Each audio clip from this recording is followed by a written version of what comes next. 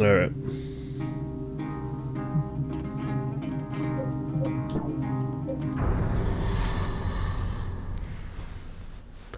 I got a fresh new mind and a fresh new perspective.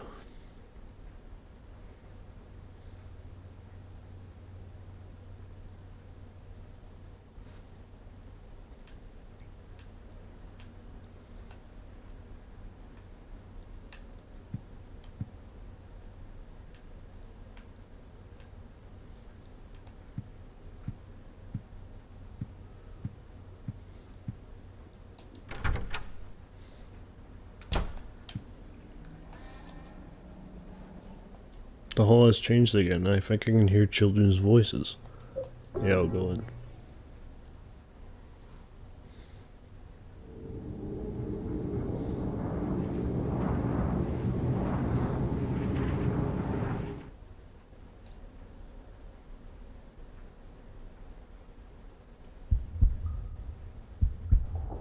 Oh.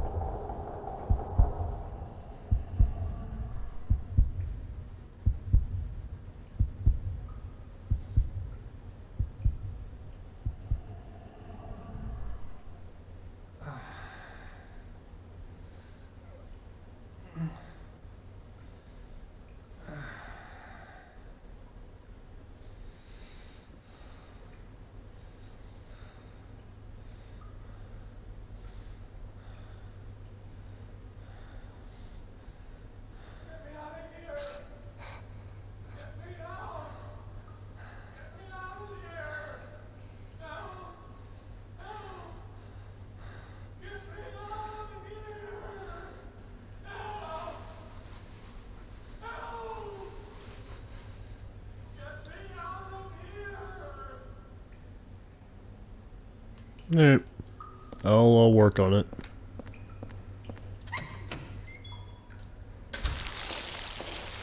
Oh.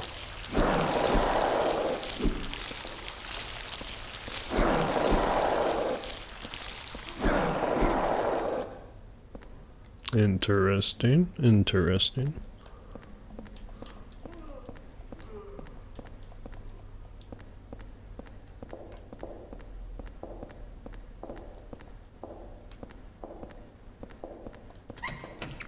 We got someone else who's stuck in their room? Maybe Walter? The lock is broken. I can't open it.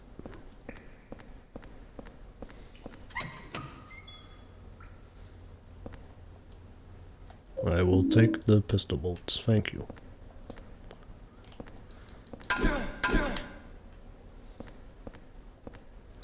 Graffiti. It still looks like a kid's writing. I'm being watched from the middle room.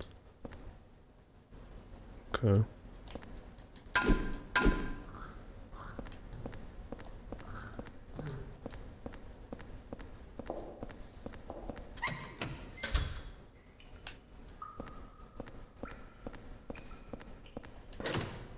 The lock is broken. I can't open it.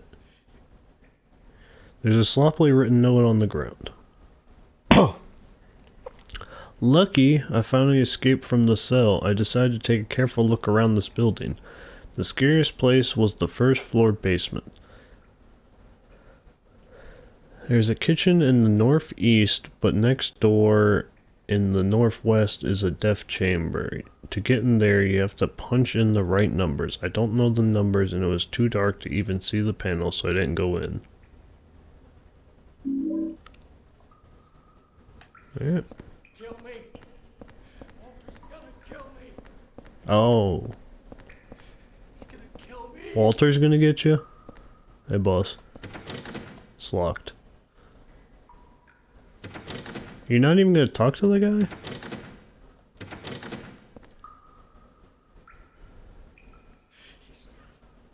He's gonna kill me. Well, Walter's gonna kill me.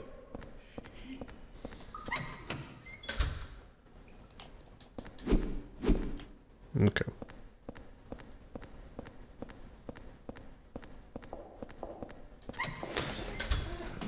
Look, I'll work on getting you out, boss man.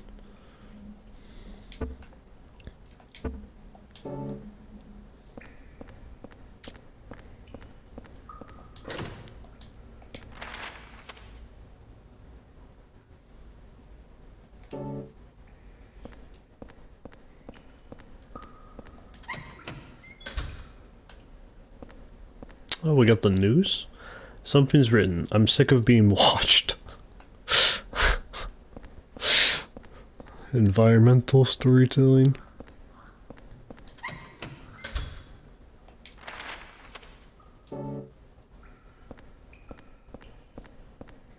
Okay.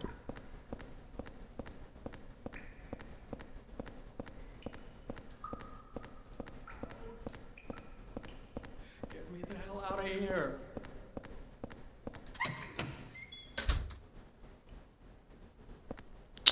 Huh.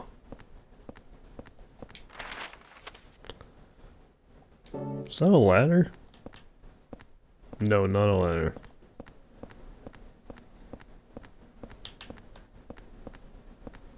How dire is this game so far? On the plus side, I feel much better having not played this in roughly 20 hours.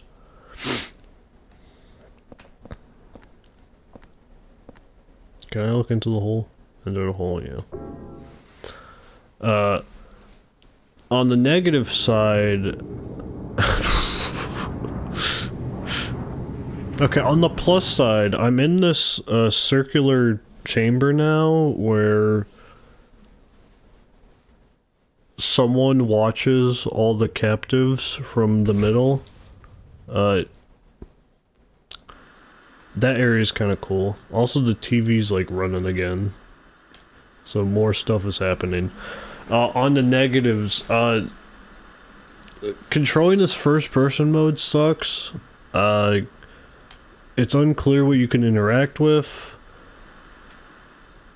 The combat is terrible, and the main incentive is like to just avoid combat altogether. Which, like, I suppose was a thing in the other games, but it really forced you in positions where you couldn't really. In this one, you gotta avoid combat or else you'll just die. Because you can't compete with the enemies. And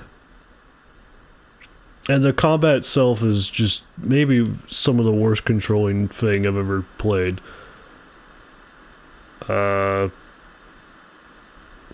The story's interesting, but it's like a slow burn. So a slow burn plus dog shit gameplay is kind of tough. It's also like... Okay, the first section was hard, and I kept dying. And then, like, the rest of the game has been piss easy because I just realized I should avoid everything.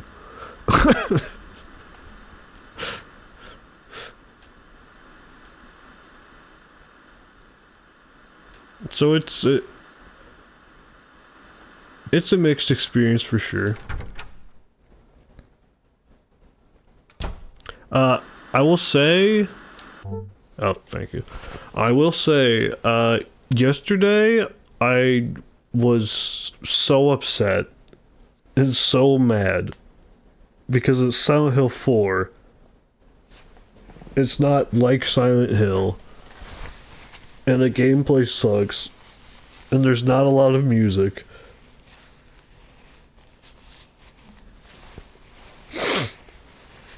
So, like,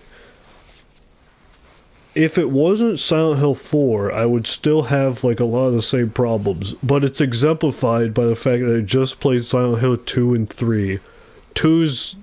Honestly, I should give it a 10 out of 10. I might change my rating to a 10 out of 10. That game is incredible. And Silent Hill 3 was also great. I had some gripes with it, but it was still a great experience. And this game's like such a... just such a step down.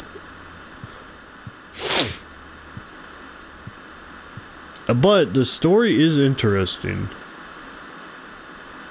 And I have played worse games. And I feel better now. I mean, granted, I've only been playing for like 10 minutes, but I feel better now than I did yesterday. I don't remember turning this on. Well, turn it off. Bum. Even when I turn the power off, the screen stays on.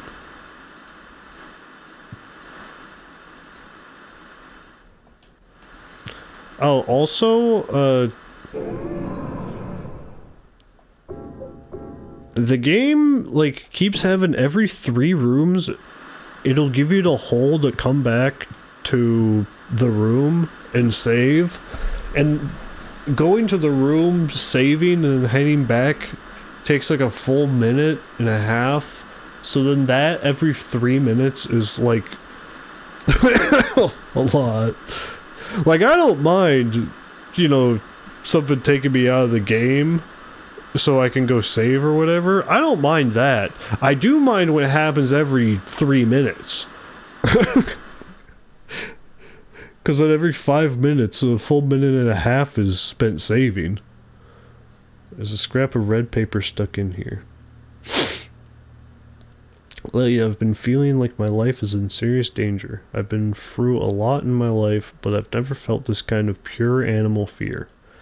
In case something happens to me, I've decided to write down what I've learned for whoever you are that's living in the apartment now. Oh shit.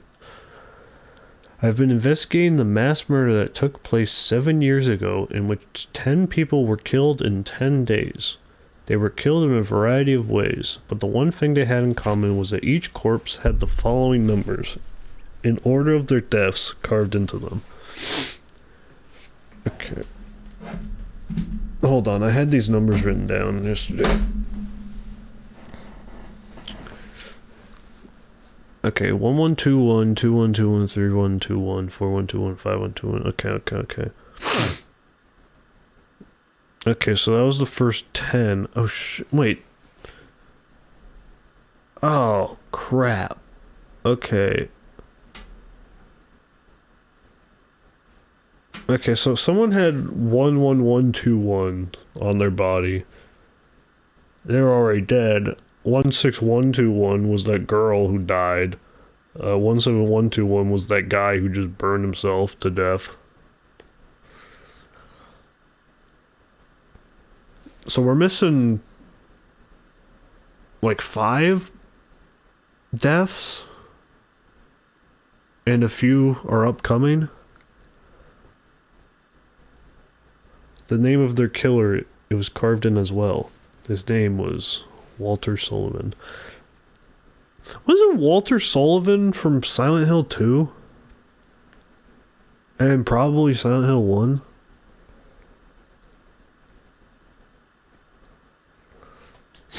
April 4th. You put the red diary April 4th into your scrapbook.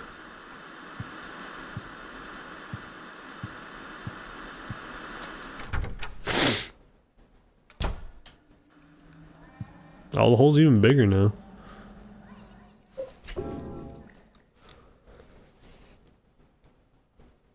Like, there's something interesting here, which is why I'm continuing to play this game.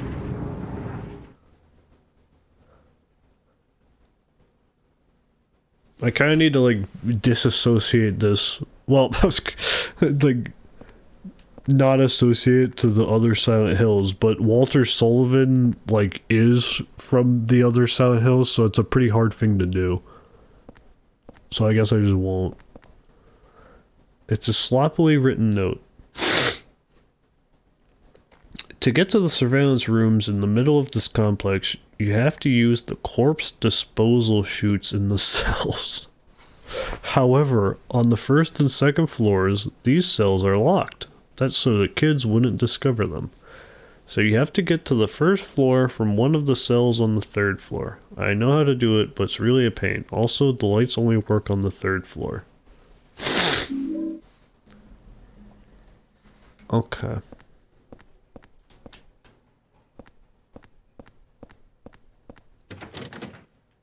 Okay, you're locked.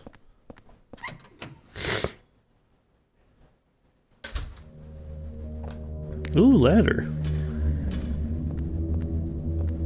Okay. That was loud. Who's there?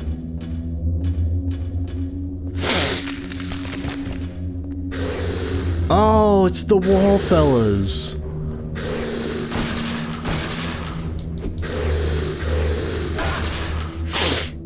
Alright, the wall fellas.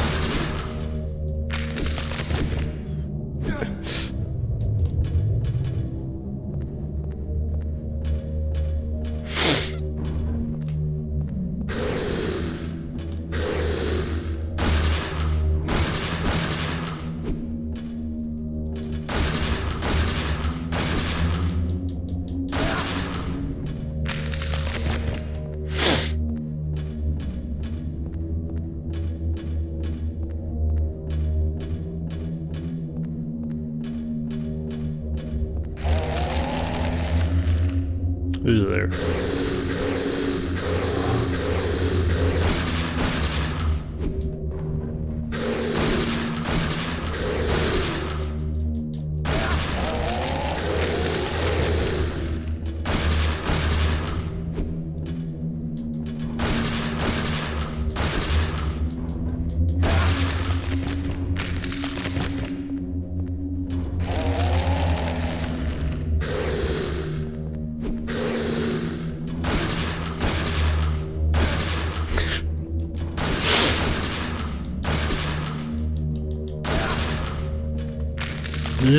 These guys are probably the best enemy in the game.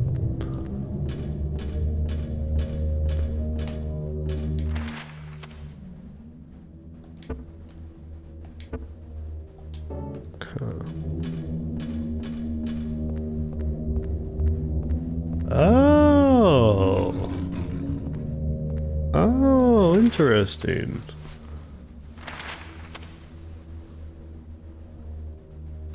So that way takes me down.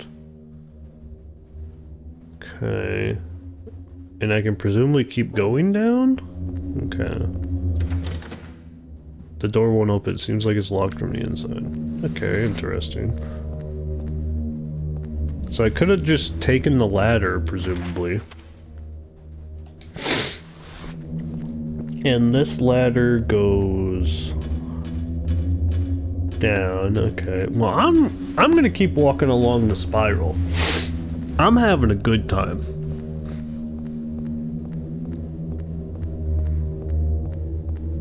How much inventory do I have? Oh, I have plenty of inventory.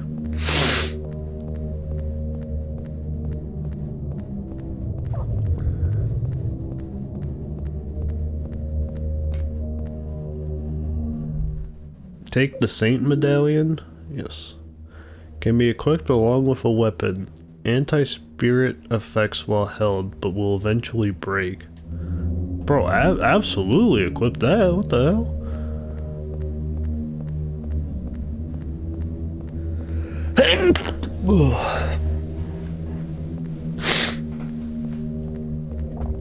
What's good, Wit? What's good? I feel better. I feel like I mean, it's early minutes of the stream, but I feel a lot better about this game than I did yesterday.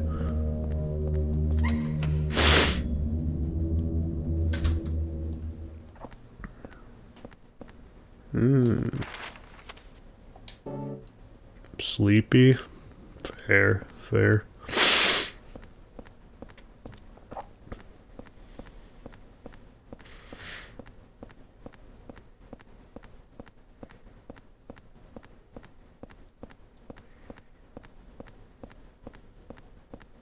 Yeah, what do we got going on here?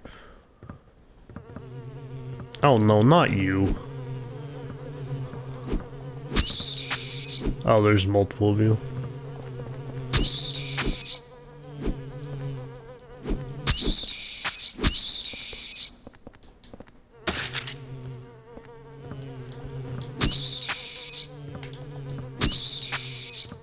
Oh no, there's another.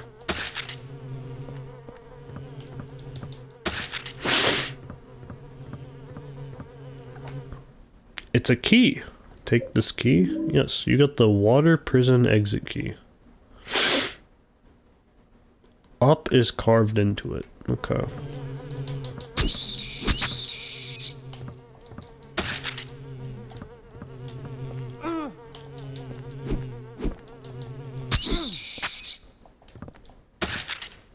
Alright.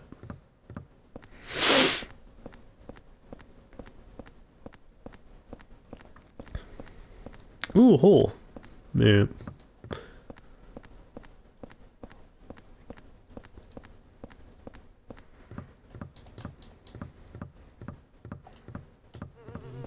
Oh, no, no, okay, fine. Whatever. I'm going into the hole anyways, it's fine.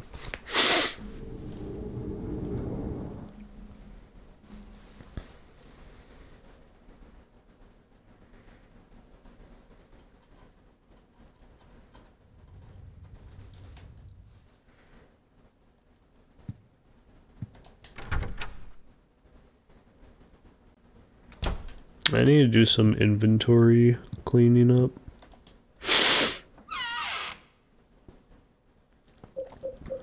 Alright, put that away. Put away the med kit and the stone slab. Man, bump the nutrition drink too, fuck it. Oh yeah, I had some like Indian butter chicken sauce, like a jar of it in the pantry. So I cooked up some chicken thighs in the pan and cooked in some onions and green peppers. And then threw that all in with the butter chicken sauce, made some jasmine rice and some sauteed green beans with garlic. That was a good meal. And I got lunch for the next 2 days at work. That's what I'm saying, Uber. This area in particular, the spiral, there's all these holes. That presumably the dead bodies got dumped through. I don't know how they fit. But if I was reading that note right, the guy spies on them through the hole. And then they also stuffed the bodies through the hole? Or maybe... That doesn't sound right, but also it's... We're in the spiral, so it's possible.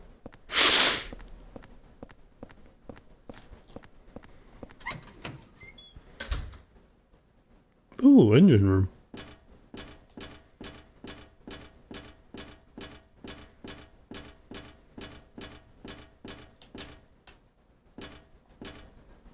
The transformer isn't working. That's tough. We need the Decepticons on that ASAP.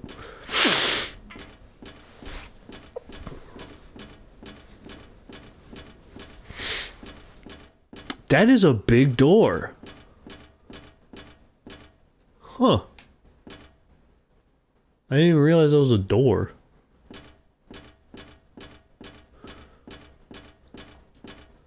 I can't open it very wide. Well, I mean, you don't gotta get it open very wide. It's a big ass door, so if you get open a little, you're set.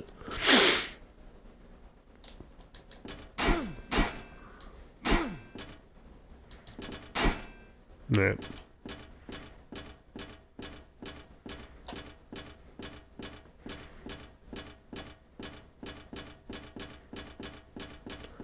Alright, so we got a transformer that isn't working. I don't think I have items to make that work. I have a key, presumably to somewhere. Presumably to somewhere. I don't. Somewhere on the second floor. But I mean, maybe I can just use it on that door? Or maybe that door? No, those doors I don't think I can do anything with.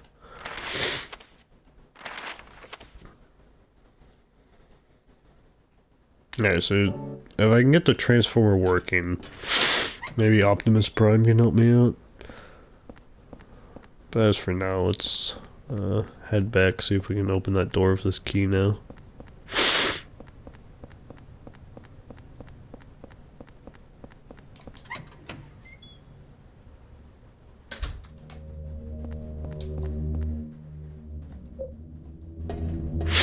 So where does this put me?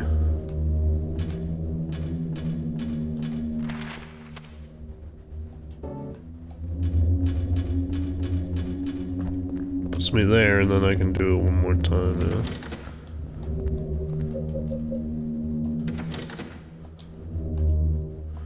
Okay, so that's not the right key. That's fine. Yeah. Now, I did walk all this way. I didn't find an item, I don't think. What's the silentest hill so far based on your venture of the franchise? I gotta tell you, none of the hills are very silent. They're always loud as hell. This one, we have... Okay. No. One of the places we've been when we went for the hole took us to the edge of Silent Hill where you could overlook Toluca Lake. That place was pretty quiet, I guess. Otherwise, we haven't really been to Silent Hill in this game. Silent Hill 1, you're just there the whole time. Silent Hill 2, you're just there the whole time. Silent Hill 3, for the first half of the game, you aren't even at Silent Hill.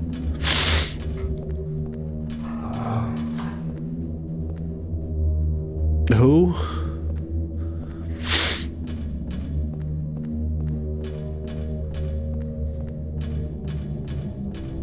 Well, I didn't find anything.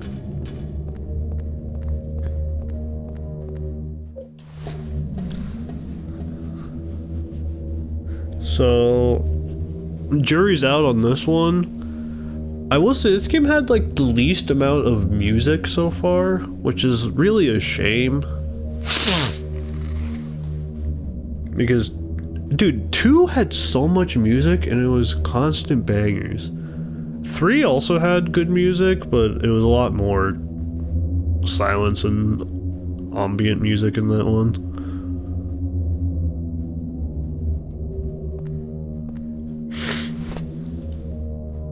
Yeah, Akira Yamaoka. I didn't realize, I like knew their name before playing Silent Hill 2. I understand that they're the fucking best to ever do it. So it's a shame. I know they're like the sound person behind this one as well, but it's a shame because there hasn't been nearly as much music. Alright. Fog! Right, the last time there was fog, it looked like shit. This fog looks much better. Or that's the only week I'm like, yeah, so far, for sure the case. Can I like fall off? No, I can probably climb the ladder up there though.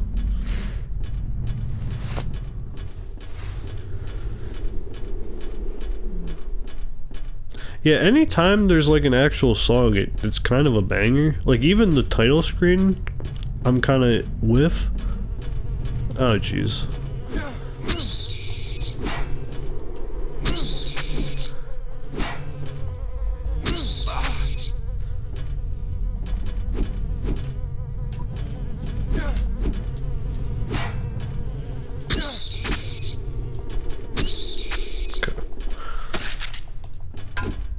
No, please stomp them. Oh, I guess it stomped all of them. Nice. What a combo. They're not even cheesy. They're great.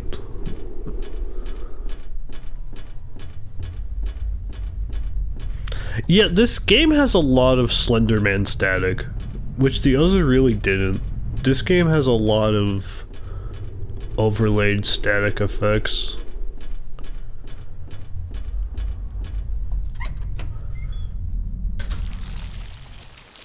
Yeah, it also does a lot of film grain shit, yeah. Yo, the worms!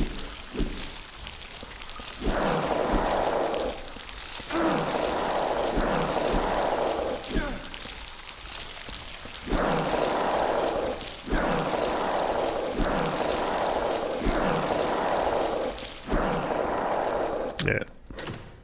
The lock is broken, I can't open the door. Ooh!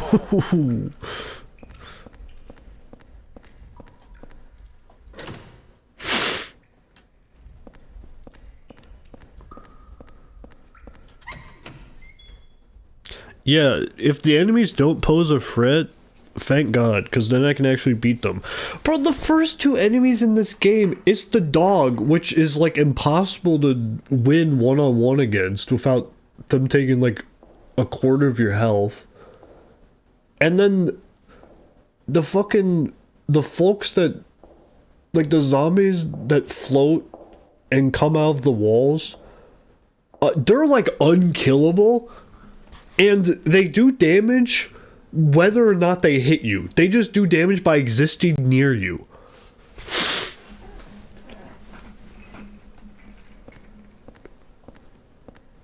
I got a burp coming on.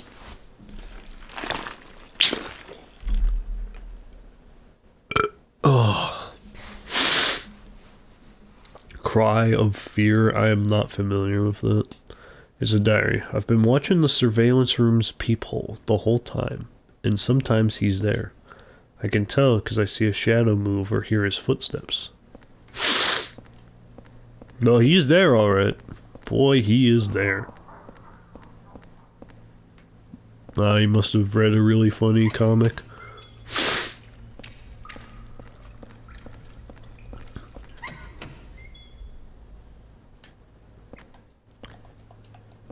Excuse me, what are these? The bottle's filled with black powder. Okay. It's graffiti. It doesn't look like it was written by an adult. Picking my nose a lot.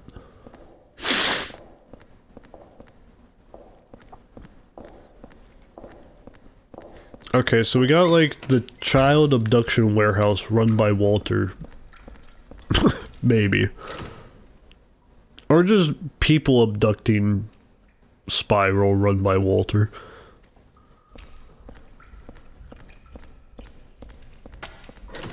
So last time you're playing. Probably? I mean, if there's other standouts in the series, I might try it, but from my understanding, the series really drops off and changes from this game because it's not by Team Silent anymore.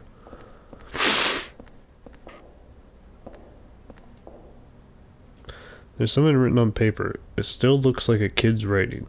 I peed in my pants. I gotta wash them so nobody finds out.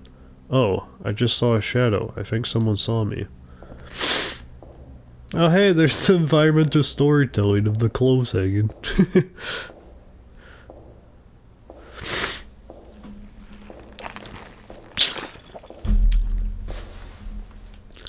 Yeah, apparently F is good.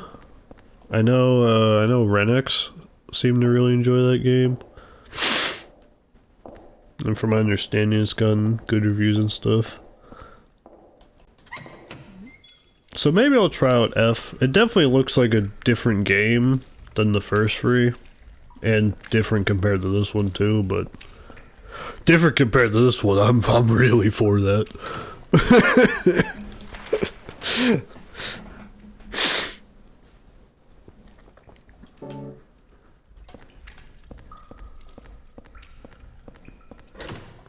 Alright, well I got nothing here except some more lore, which is cool with me.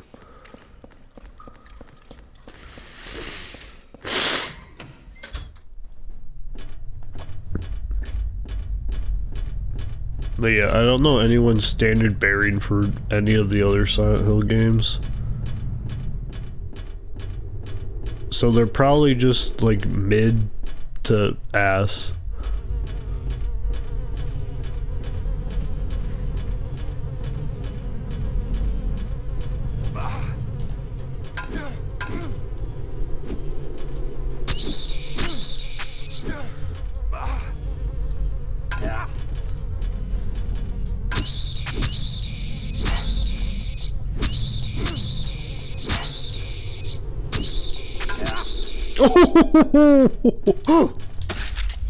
What a swing!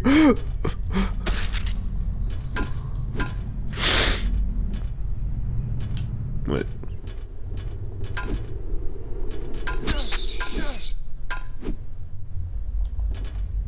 There we go.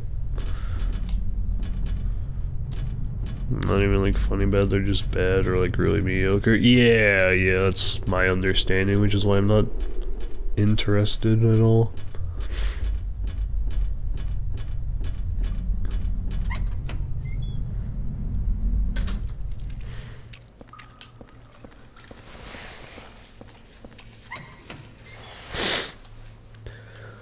Like, will I beat this game? I don't know. But I'm enjoying this a lot more today than I did yesterday. Yesterday, I, like, hated every moment.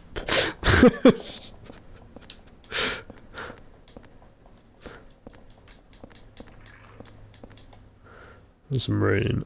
I'm a boy genius, and I figured out the answer to the surveillance room puzzle. Hey, my man, it hit me up with the deets. I'll write this shit down.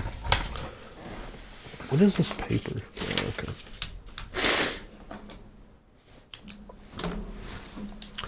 It's light and water. Okay. Light and water. Okay, I guess we gotta do some, like, light refracting against the water.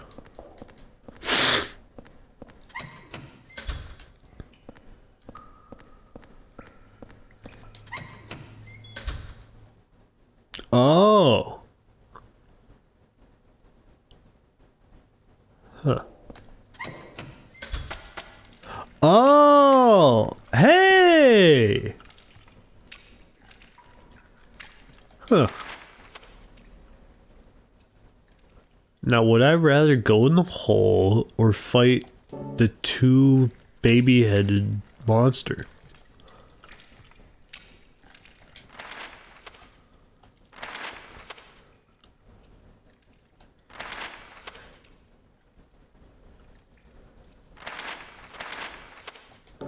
I guess the hole? It's a hole, jump in? Yeah, sure.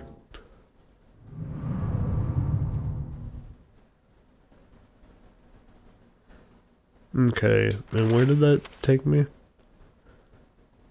Oh.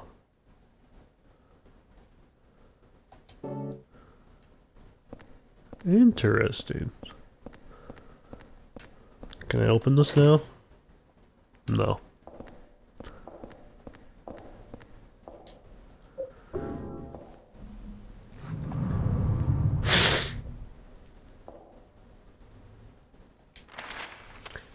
And this is back to floor 1. Can I open this now?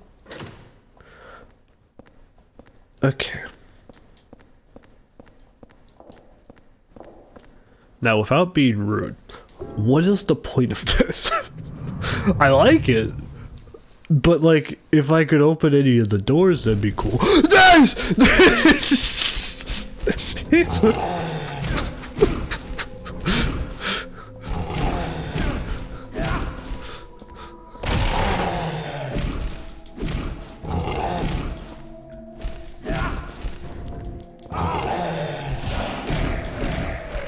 I'd really like to stop the one on the ground before they get up. Okay, they're done. Thank goodness.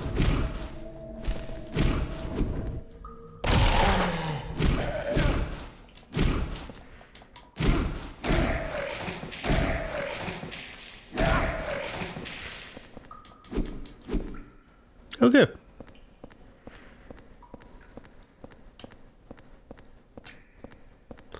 Well, this game got one scare out of me.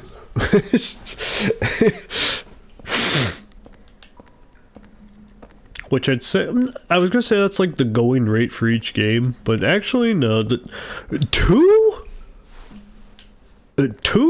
like actually got to me a few times.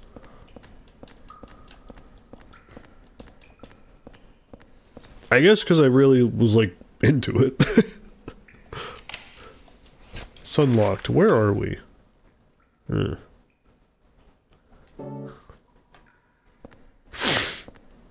Okay.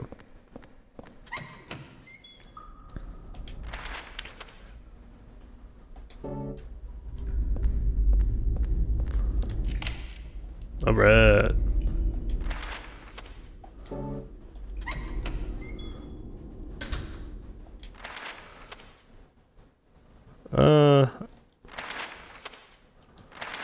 I could like go back and save, but considering how many damn saves are in this game, I think it's just gonna throw one at me again.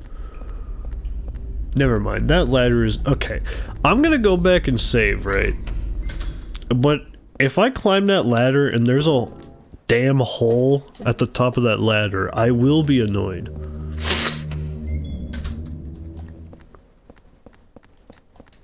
Because this would be like a... this would be a good way to force you to reuse the same save point. So that you can, like, save whenever you feel like it. Slash... it's like the all-encompassing part of the map that you're constantly going back to. At your own choosing. Plus, the whole area is like a spiral that's all together. Now, do I have faith in this game that at the top of that ladder, there's just going to be another hole? That will probably happen, because there's way too many of these holes around.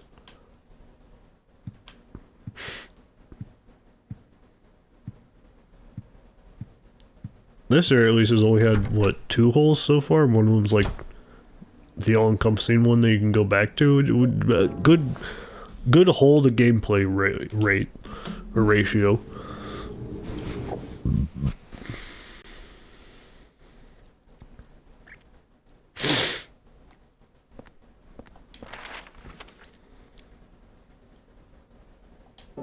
Anyways, dinner was good. I make the best green beans like ever.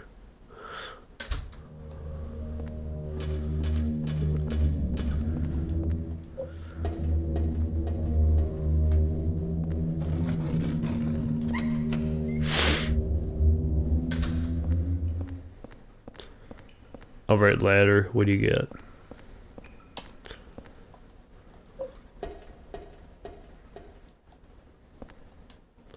There's a document here. This place continues to deteriorate. The doors to a number of cells no longer open. As a result, the kids inside can no longer go outside, but the less they know about that, the better. I can't open the doors, but from this room I can watch them get more and more emaciated each day. With no food and never showering themselves, they turn into smelly little gray lumps in there. Oh! The things slugging around are literally them. Following the suggestion of an engineer, we've disposed of the corpses by digging a hole below the cells. Since each floor of this building can be rotated independently, we can dispose of the bodies without the others noticing by aligning each cell with a body in it vertically. P.S. Chief, I bet you're just dying to see the interrogation room behind the kitchen. I understand your feelings, but have you noticed? There are 3 rooms with bloody beds. One is on the first floor, one is on the second floor, and one is on the third floor. If you line those 3 rooms up, then it's bingo.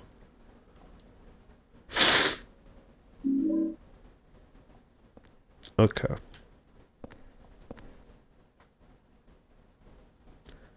Okay, bloody bed.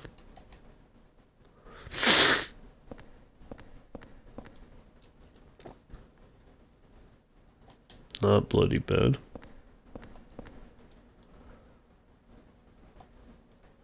Okay.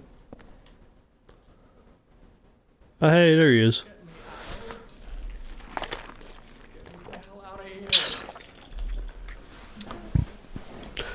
I'm doing my best. The slugs.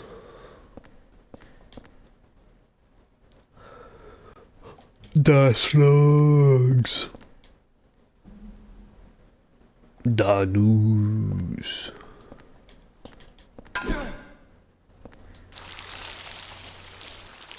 The worms.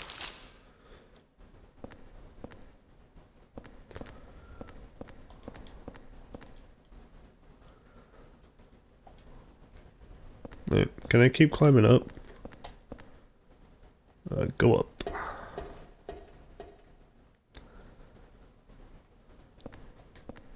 Let's document here. To keep a close eye on the kids, it's important to keep the cells well lit. The lights on the third floor were originally bought as searchlights. As a precaution against a blackout, they were set up to run on a private generator. There's a hydroelectric generator in the basement. To light up the first and second floors, use the corpse disposal chutes. Since each floor of this building can be rotated, you can light up any of the cells by matching up the holes. Repeating this periodically is an effective way to keep the kids fearful and well behaved. P.S. Chief, if you turn the handle in the middle of this room, you can easily rotate the cells. You can't rotate the first floor, so align the second and third floors with the first floor cell that has the bloodstained bed. By the way, if you use the peephole in this room, it's easy to make sure you're doing it right. Give it a try. Also, please don't forget to open the sluice gate on the roof. Much appreciated, Chief. Okay, what the fuck are you on? Hey, I'm Beyond's flag. Things might change again. It's very possible. I've actually been enjoying my minutes spent today.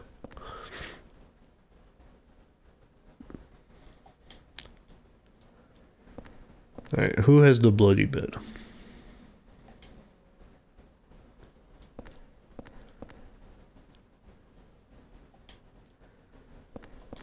Well, you... Oh, that was lightning. So you have the hole.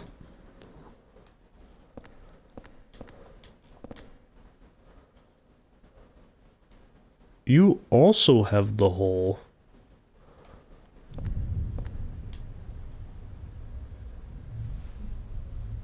Yeah, that thunder was loud.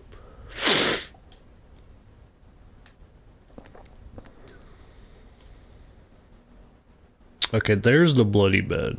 Okay.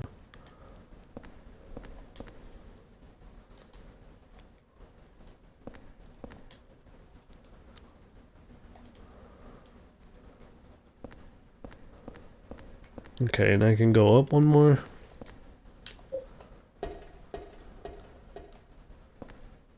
It's some kind of memo. The secret number for getting through the door in the back of this kitchen this month is 0302.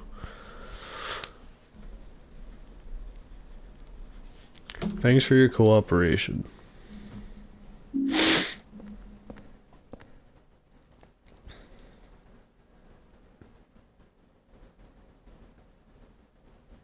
You know what?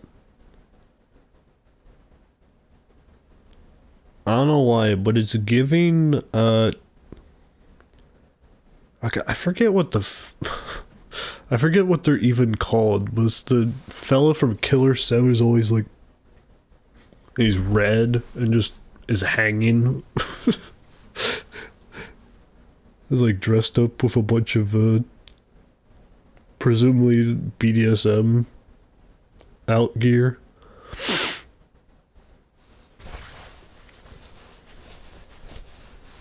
And then somehow they play like deeply into the lore later in the game, but I never boy, I never understood it.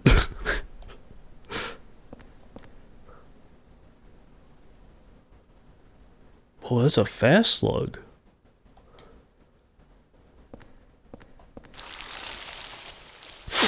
Hey, worms.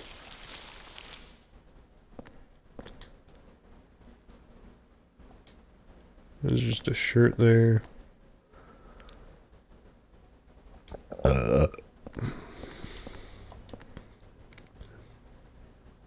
Did I miss the bloody bed, or is it gonna come up? There's the bloody bed.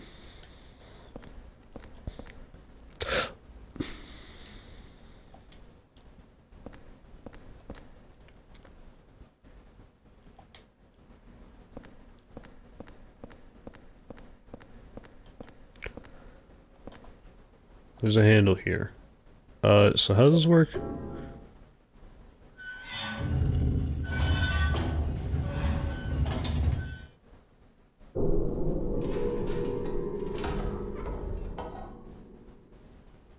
Well, that worked for him. Anyways, how many did that turn?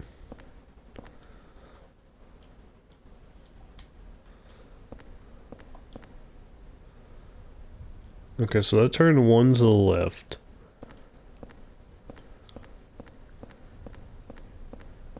Okay, well, let's go check on that guy. Maybe save and then go up on the roof.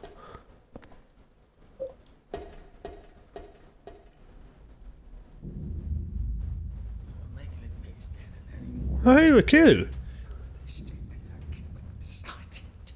inside. Make me stay in there. God, please. Come on, let me out of here. So I didn't die in here. Make me stay in there, Walt. Walter, I'm telling you, stay down. Walk away.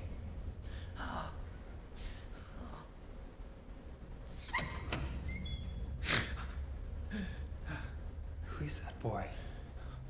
And who are you? His name's Walter. He's Walter Sullivan? Walter Sullivan. I used to work at the orphanage watching the kids. I'm Andrew DeSalvo. They tried to make it seem like an orphanage, but according to that town's holy scriptures, it was actually the center of their religion. Yeah. And that kid Walter, he was really into that mumbo jumbo. Especially that descent of the Holy Mother business. Scary. Oh, God. Oh. Oh, my God. Oh, my God. Oh, my God. Oh, jeez. What? So is that Walter Sullivan, like, is that young Walter Sullivan, or is Walter Sullivan just, like, a midget?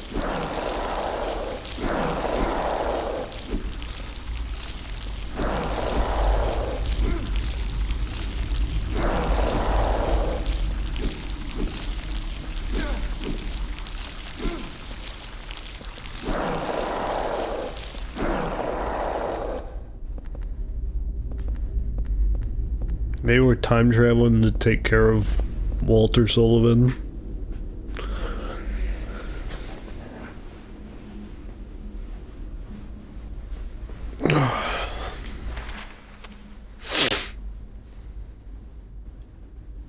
Okay. Alright, let me go back and save. And then I'll go on the roof. And then I'll have to line up these rooms.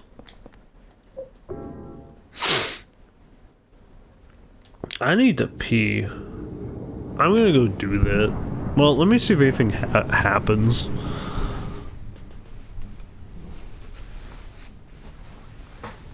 Sometimes things happen when I head back to the room.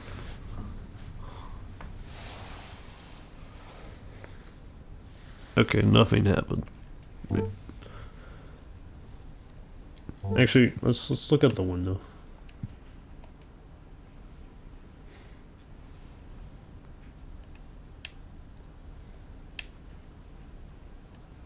All right.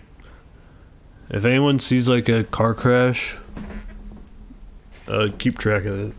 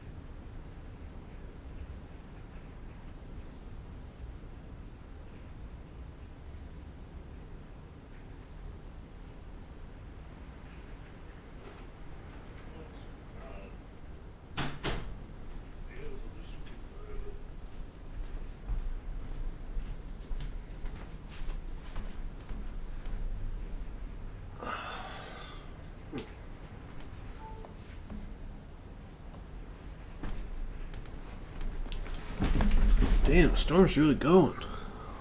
Lightning's going crazy.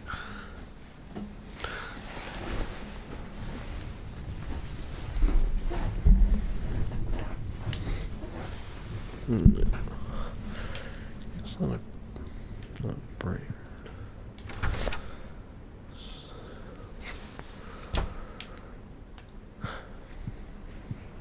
Right, I've been thinking about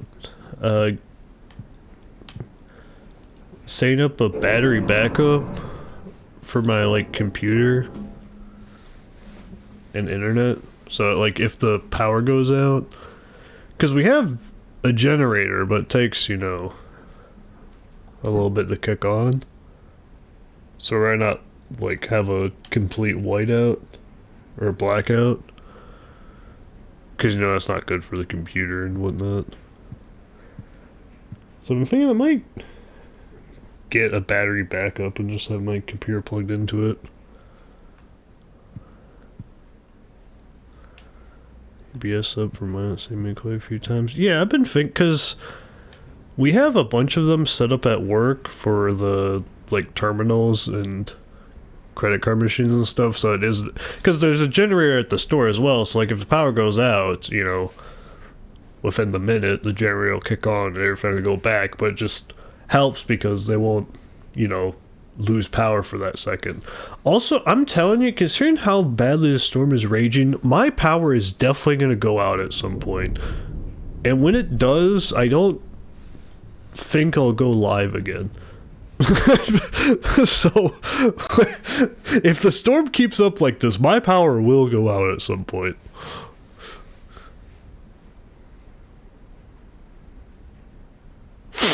It's Thunder. It is Thunder, actually. I had to go out and buy a new battery for it yesterday after like 7 years. Yeah, we typically switch the ones out at the store every like 3 to 5 years.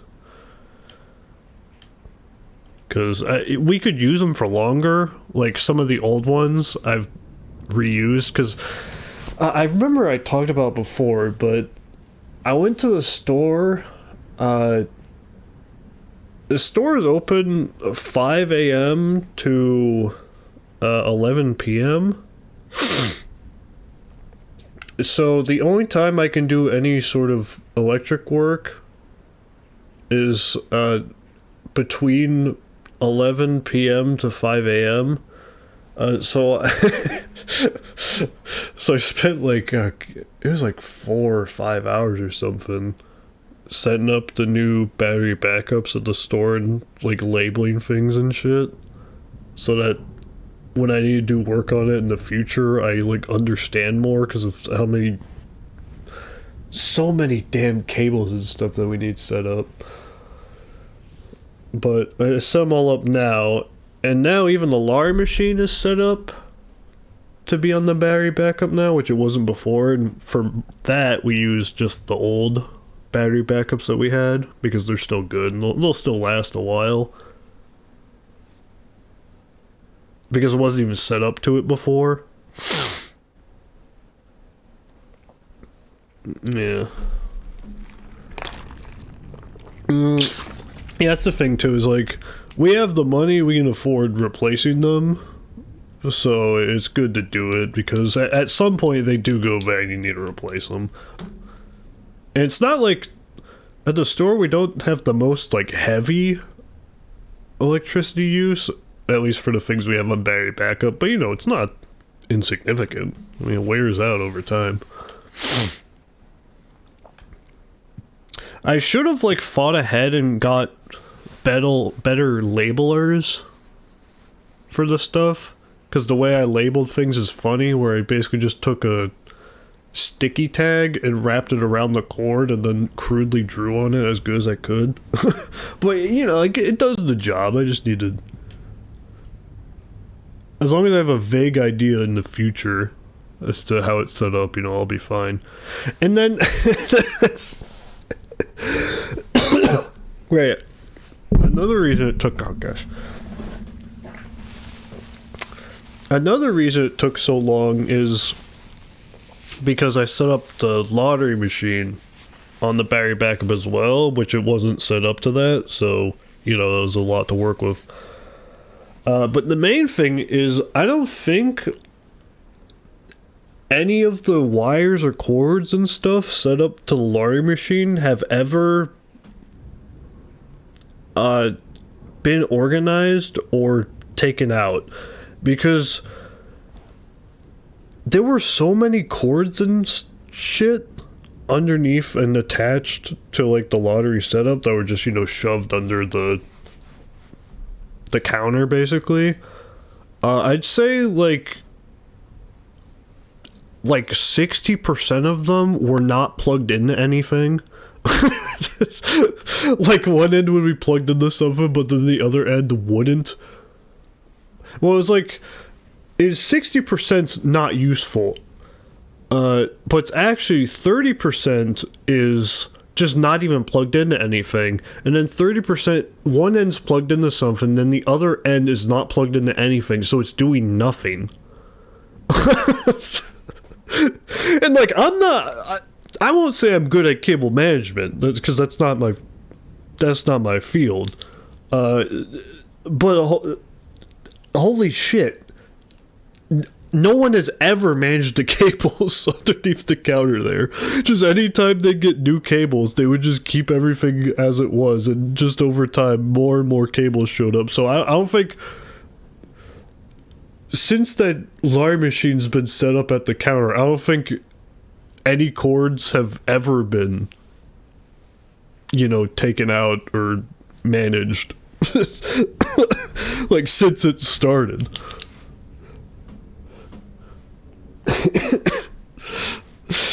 So, you know, that took a while, because I just spending so much time figuring out, alright, are all these cables actually plugged into things? Because a lot of them weren't. And then some of them, the way they were set up, some of the cables would be like hung on the ceiling underneath the counter, or they'd be like zip tied to something. So it'd be like a useless cable zip tied to a useful cable. So then I can't just remove the useless cable. I have to get like scissors and cut it up so I can pull it out.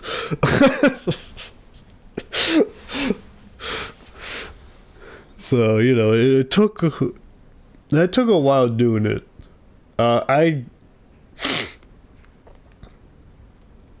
thought I was starting to think towards like the 4-hour mark. I was like, damn, I'm gonna be doing this shit by the time the boss comes in. I'm still gonna be here doing this. But I did finish before then, which was good. But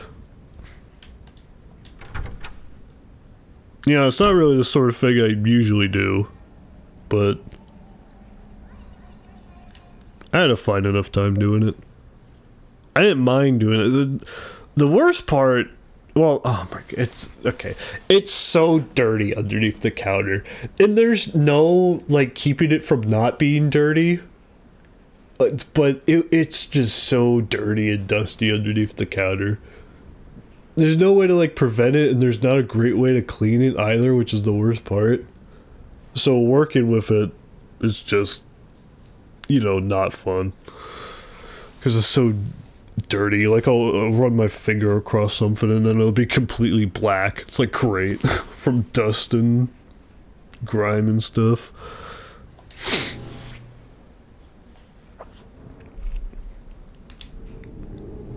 But I remember I swapped them out last time, which was like 3 to 5 years ago. I think it was like 3 years ago that I set them up, or swapped out the old ones with new ones. And this time, actually, another reason why it took a while is that I would set it up and then I would unplug it to like actually test what would happen if the power went out for a second. And testing things that way took a while. Because, you know, naturally, if something's not set up properly, then the power goes out, then, you know, have to power back on. That, depending on what it is, takes a while. Well, you know, really the worst part of it is that I had to do it between the hours of 11 p.m. to 5 a.m. that's that's the worst part, because around like the 3 a.m. mark, I was starting to like lose my mind a little bit. Like, it's not the sort of thing I really do, especially having to do like both manual intensive and mind intensive work very late at night is, you know, a little hard.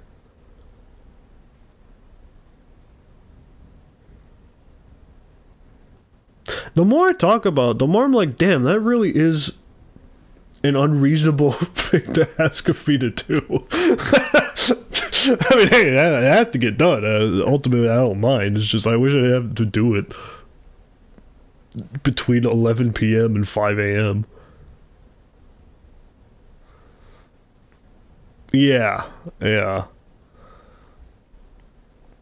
it's not even just work. It's like the clock hitting 3 a.m. for me and I'm still awake is like something's wrong. That did happen during MagFest, but that's like the expected experience, I think.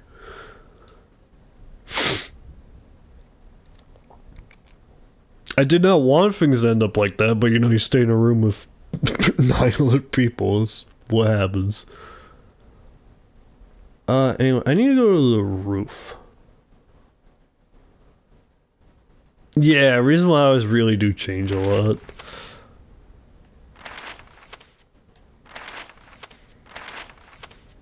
Okay, this is how I go outside.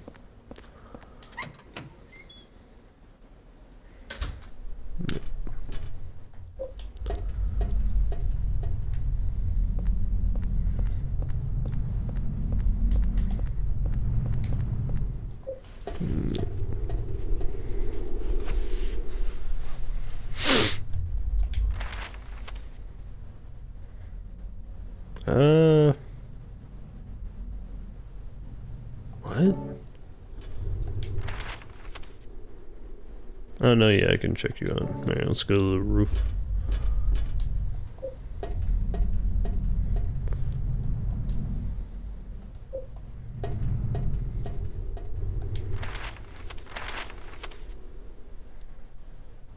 Alright, I didn't check out all of the 3rd floor. I need to do that. There's so many holes! Jeez.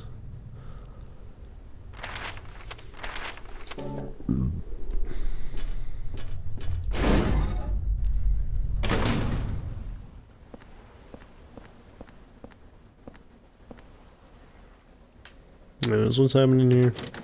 The door won't open. It seems like it's locked from the inside. Damn.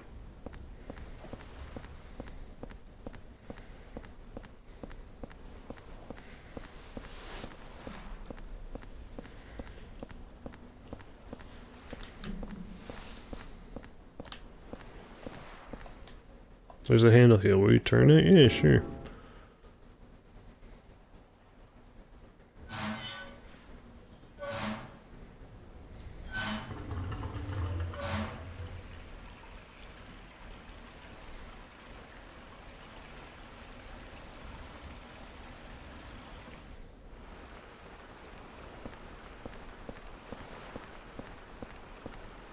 Okay. Alright, well, that's going now. Cool.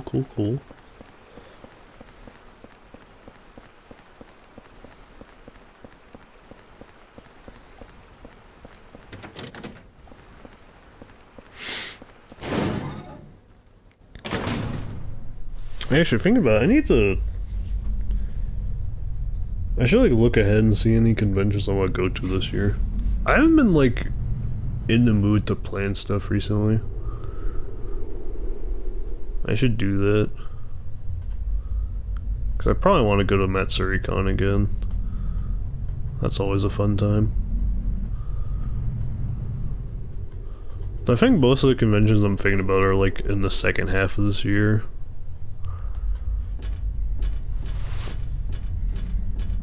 Oh, there's a ladder there too. Anyways, let's walk.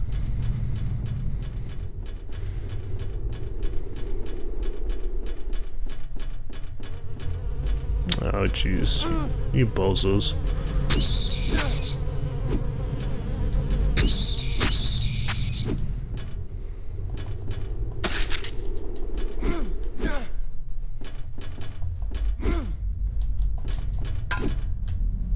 Yeah, I guess I got him.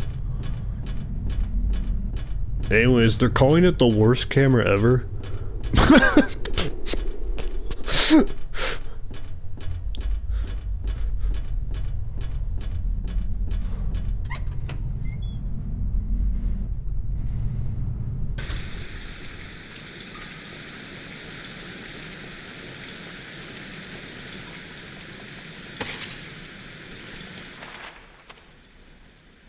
Okay, so the water's going like that now. Cool.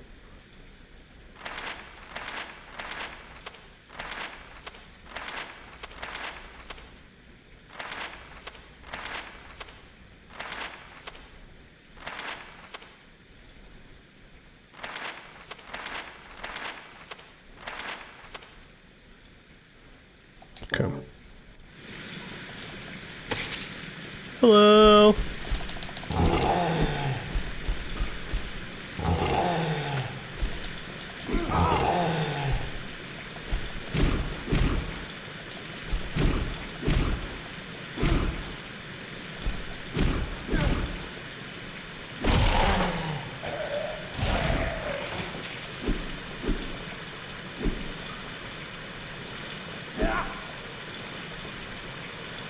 Oh, if I hold A, I can charge up the super. Oh. Okay, okay, hold on. Cooking.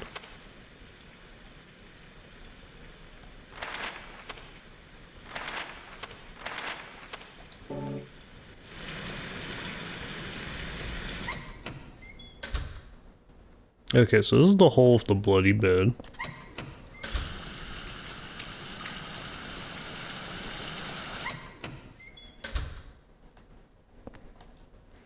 Something written on the paper. Now will look like I'm sleeping. Huh? Were those footsteps? I wonder if they saw me.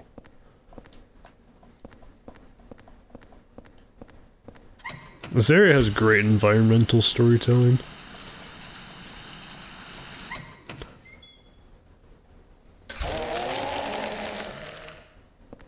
Hello.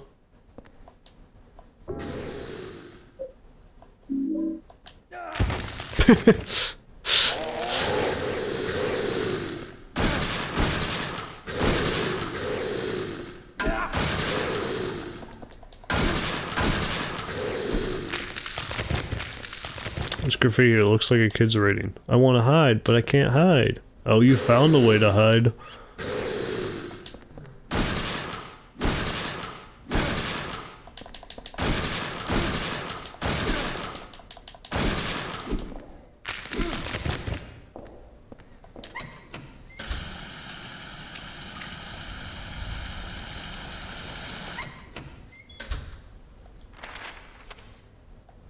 Okay, I'm not jumping in any more holes right now. Hey!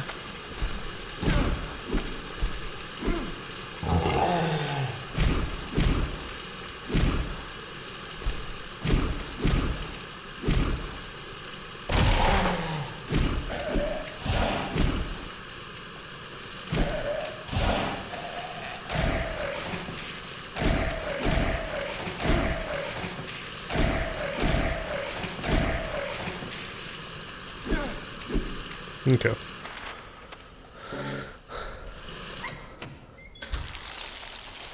Oh, hi.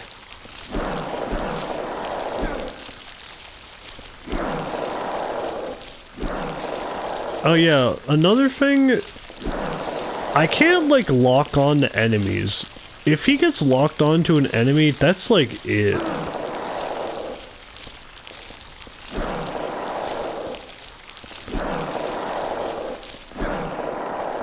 So oftentimes when I'm like trying to stomp the enemies and so that they don't, you know, come back, he'll just keep walking on to an enemy that's currently out and about. And it's like, no, I want to stomp the guy on the ground. It's a diary. I'm in trouble. I stood in front of the surveillance room and yelled as loud as I could, but nobody came out. It's a diary. We had beef stew yesterday. In the cafeteria, I heard there's a death chamber behind the kitchen, and they take meat straight from the dead people and cook it. That really scared me. Yeah?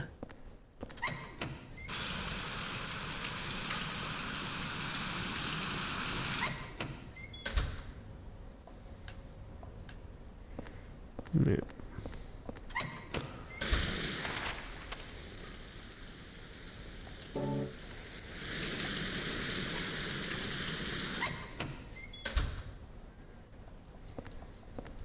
Nothing in here. Okay.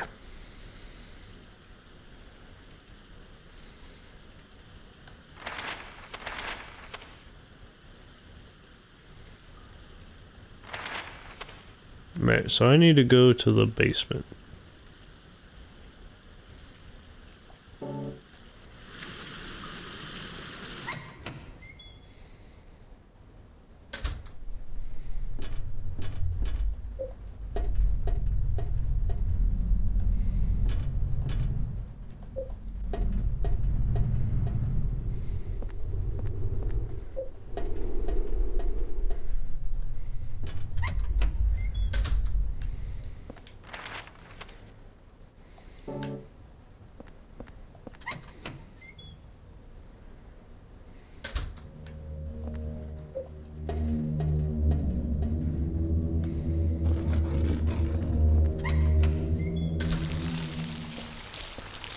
The worms.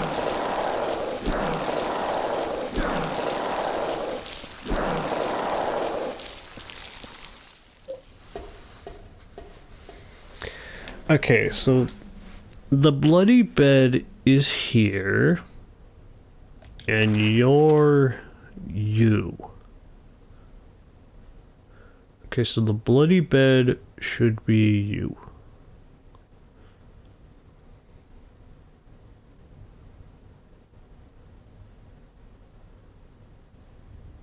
So I'll number them, so it should be number 1 and the rest go around.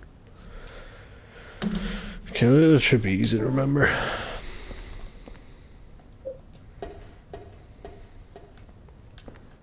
Alright. So here's you.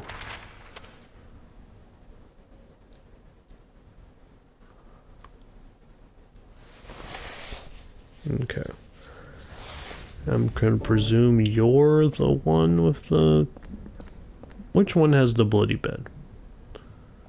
Not you. Not you.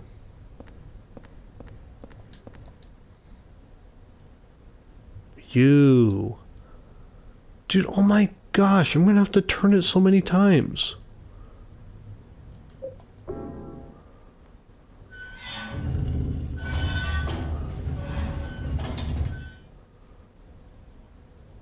Alright, so this should not be the red bed. This should be the red bed.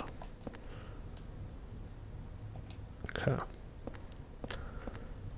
So what, 1, 2, 3 more times?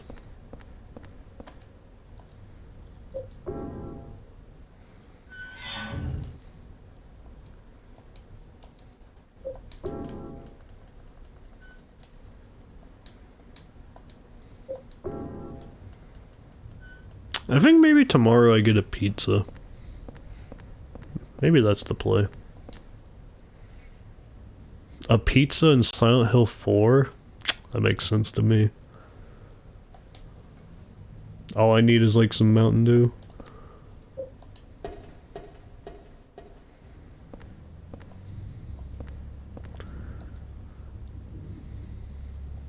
Alright, and where is the bloody bed?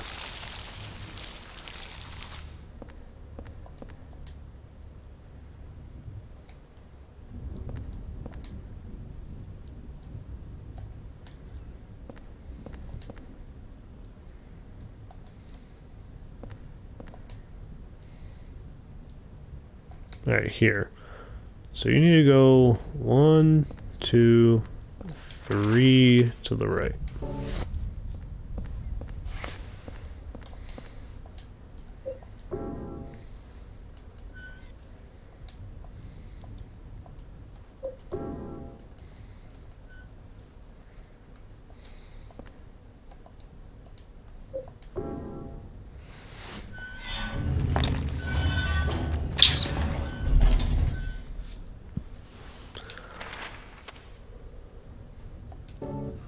Alright.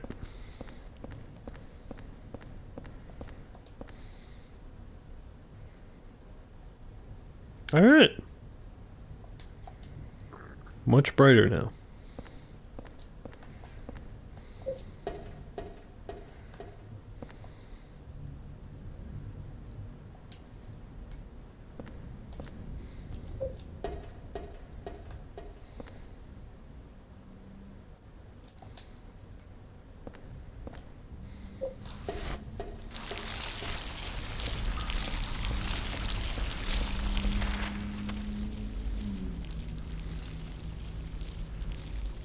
Okay. Let's go back to the hole and save.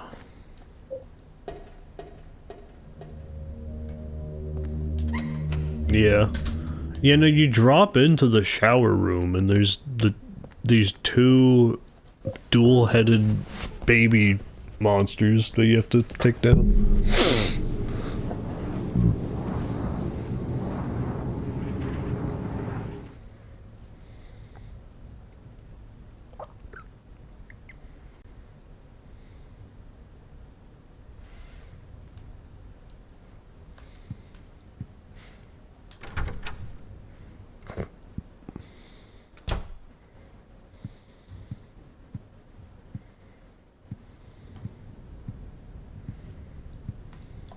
Good thing abortion was legal back then.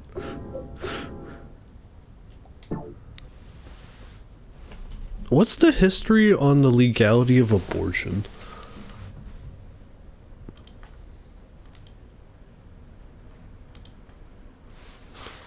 History on the legality of abortion.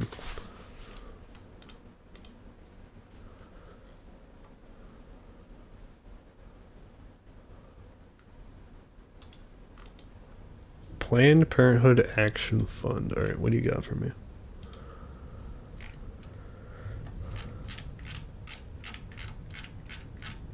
Wait, this is like kind of based? Hold on. Right.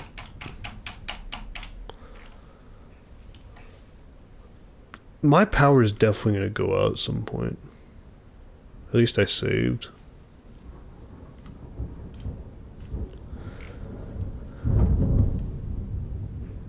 Damn, that was loud.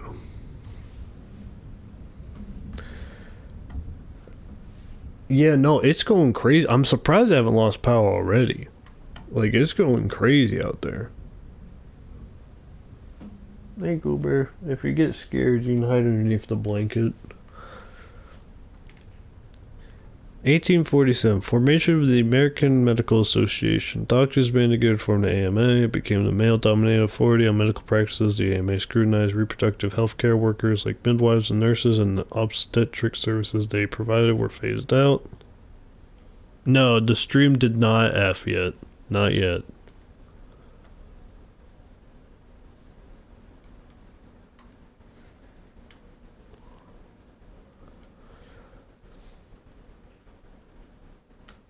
AMA members believed they should have the power to decide when abortion could be legally performed. At the same time, believe they should have power to decide when abortion could be. At the same time, the AMA was composed of physicians who lacked expertise in pregnancy and reproductive health. AMA members launched a full-fledged criminalization campaign against abortion and female abortion providers. State legislatures moved to ban abortion. This backlash kicked off a century of criminalization, which was ended by Roe v. Wade in 1973. Okay.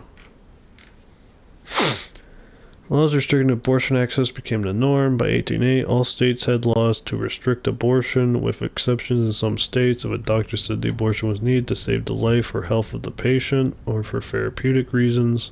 As abortion became criminalized, the stigma surrounding it grew. Abortion bans nationwide.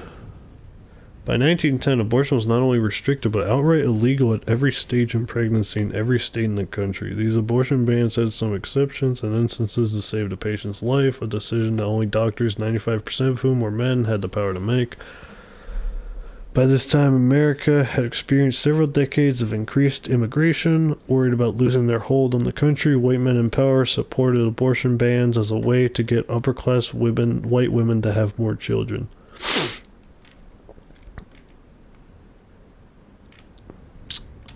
1930.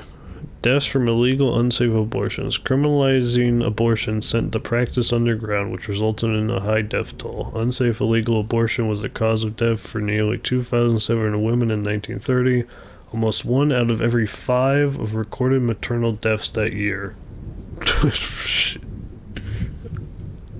Damn. 1955, Conference on Abortion Legalization. In response to increasingly alarming media coverage of unsafe illegal abortions, Planned Parenthood held a first-of-its-kind conference on the issue of abortion. Doctors who attended the National Conference on Abortion made the bold move to publicly call for abortion law reform. Conference attendees said that laws should be rewritten to allow doctors greater latitude to provide abortion services, which would improve public health and access to reproductive health care for people of different economic circumstances. In the 1950s and early 60s, thousands of pregnant women took a drug called Thalidomide to ease pregnancy symptoms. The problem, it was found to cause severe birth defects. In 1962, a pregnant TV host who ingested thalidomide could not oh my gosh, the thunder.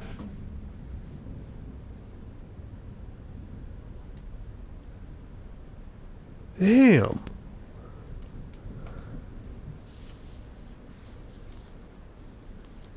A pregnant TV host who ingested thalidomide could not obtain a legal abortion in the United States. The media tracked her journey to get an abortion in Sweden, and 52% of Americans supported her. The thalidomide fallout brought greater support for abortion law reform. That's going to be loud.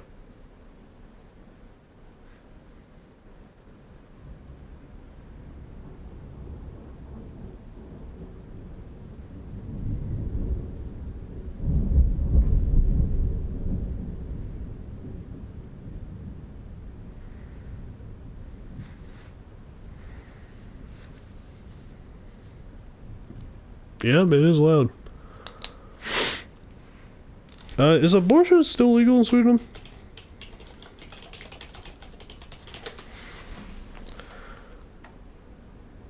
Abortion is legal and highly accessible in Sweden, and the Swedish Abortion Act of 1974. Okay.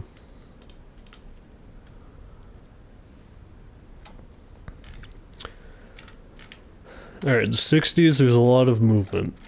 Alright. Association for the Study of Abortion. In 1964, abortion law reform activists registered their first national group, the Association for the Study of Abortion. Planned Parenthood joined doctors and lay people leading the ASA in advocating for abortion law reforms and for studies that would advance abortion procedure safety. In a strategic move to incrementally increase abortion access, the ASA advocated only for medically necessary abortions, but members of the larger abortion law reform movement wanted a full repeal to legalize abortion for all people.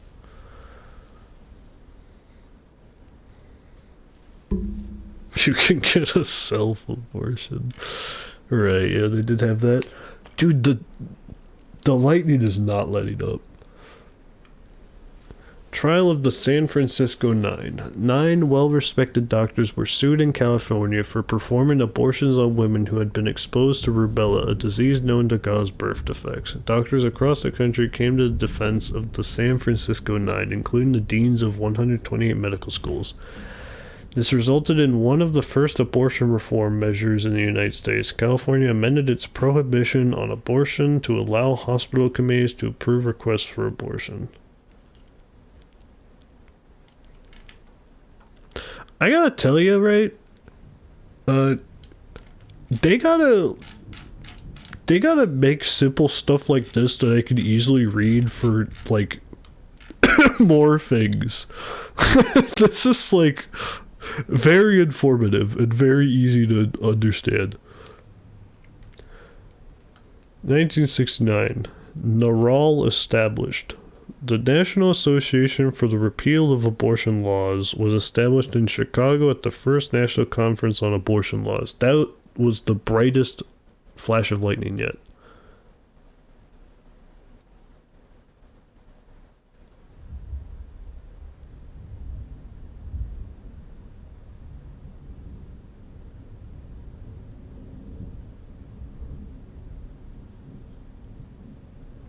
That wasn't as loud as the others, though. Wait.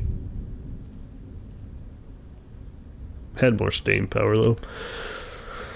NARAL was the first national group created solely to campaign for the legalization of abortion, marking the start of direct action to repeal abortion bans. Late 1960s and early 1970s, abortion reform. By the late 1960s, a nationwide effort was underway to reform abortion laws in nearly every state. Healthcare providers, advocates, clergy members, and the legal community lobbied state legislators and went to court to overturn statutes that had been in place since before the turn of the century. Between 1967 and 1973, 4 states, Alaska, Hawaii, New York, and Washington, repealed their abortion bans entirely. You telling me Alaska was at the forefront? What? Alaska abortion.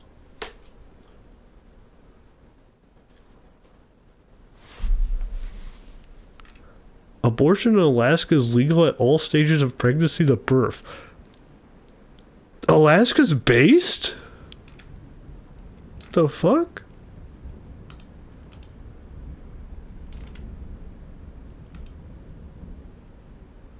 Huh.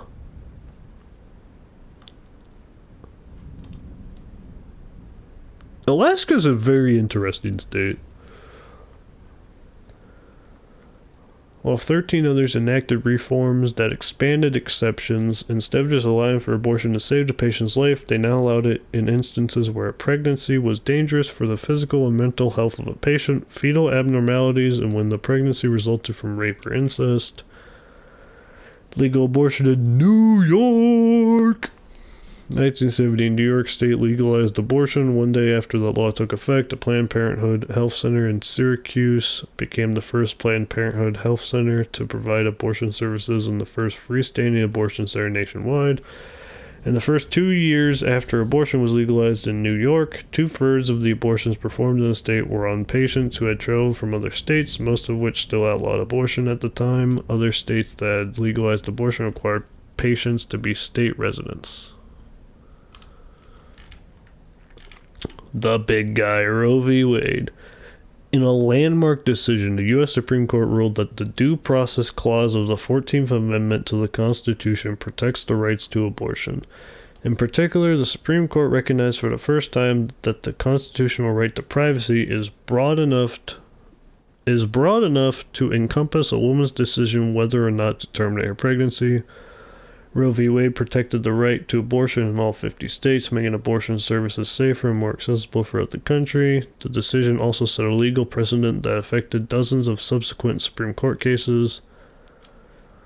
Hyde Amendment, Global Gag Rule, Planned Parenthood, Southeast, Gonzalez's Confederation of America, Whole Woman's Health versus Hellerstedt, Two medical services, also Texas 6-week ban. Where we're headed.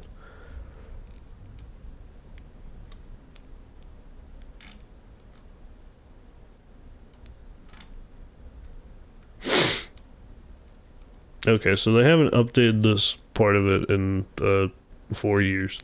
Okay.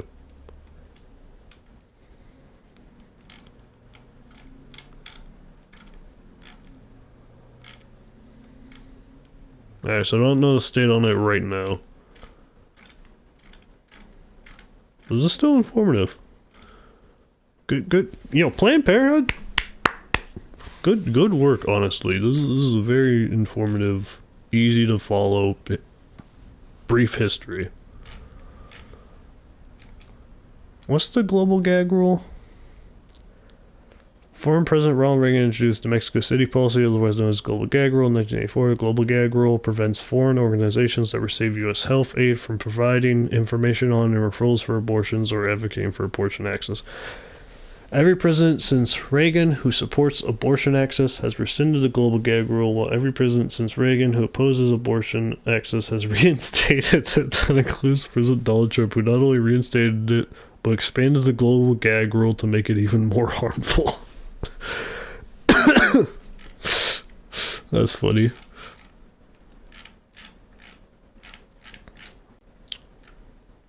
Where we're headed. On December 1st, 2021, the Supreme Court will hear oral arguments in Dobbs v. Jacobs Jackson Women's Health Organization, a case about a Mississippi ban on abortion at 15 weeks.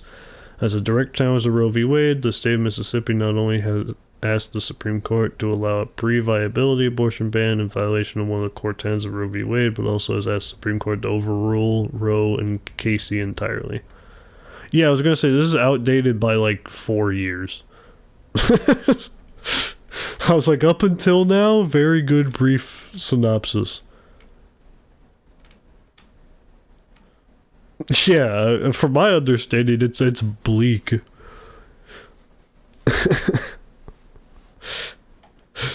It is bleak. They're probably they're probably not worried about keeping up with the history as they are like trying to make it exist now.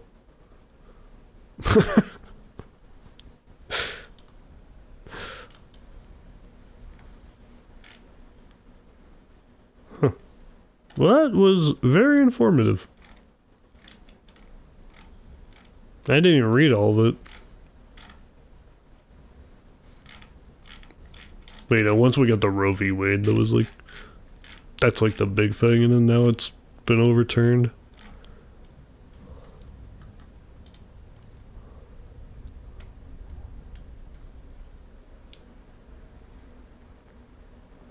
Hey, not Alaska though.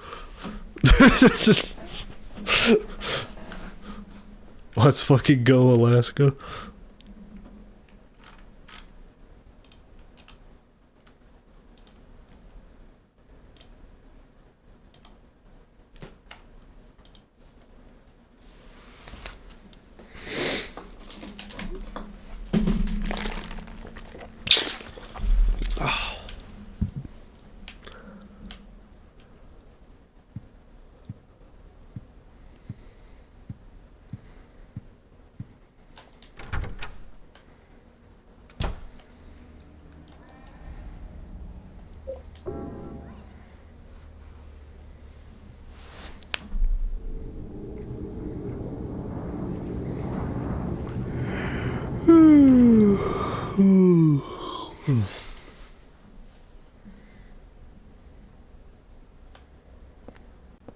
Alright.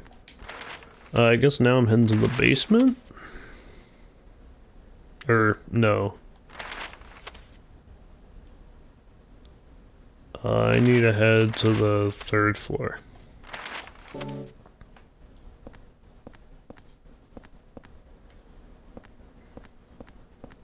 And for that, I think I need to go out here, actually.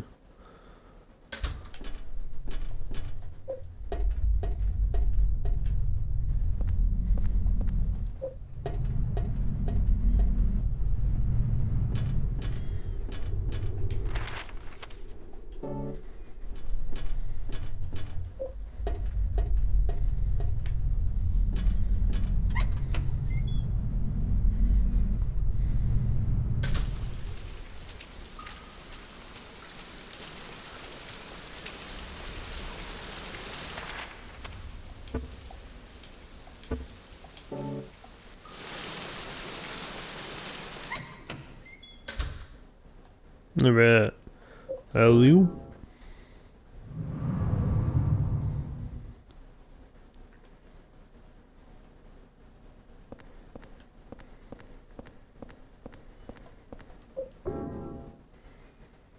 Alley-oop. And one more time. Alley-oop.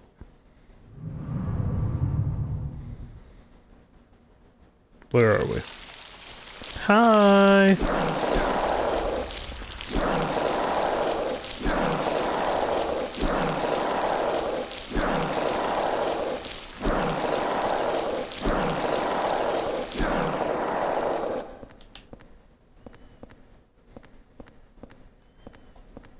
Okay, there's stuff here.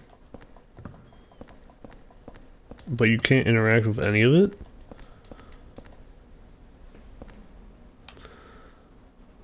Okay, I hope that's not a key. I mean, they're not looking at it, so they don't want it.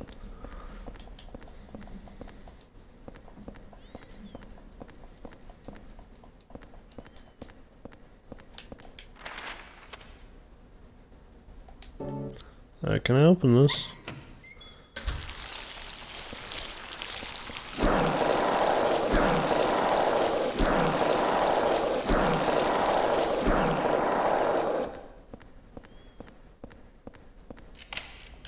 Alright.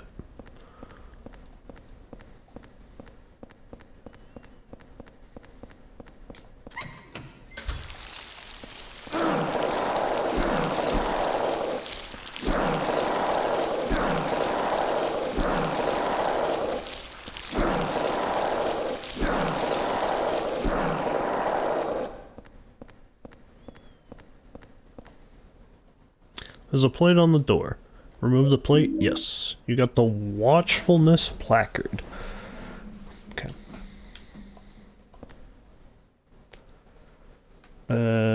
0302. That is shockingly close to 3212.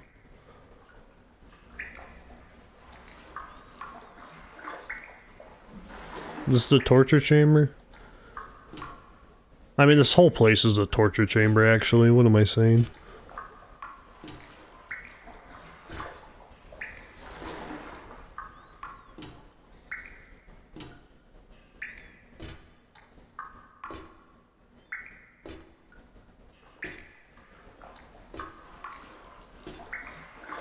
Tough luck. 18121. Damn it. He was next. Walter got to him.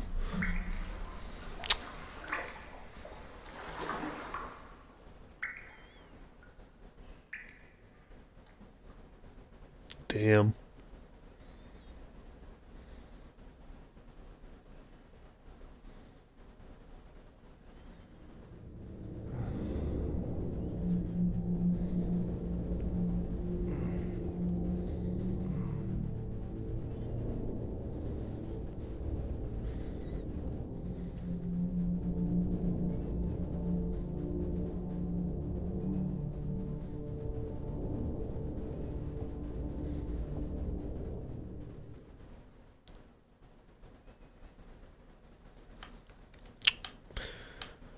Well,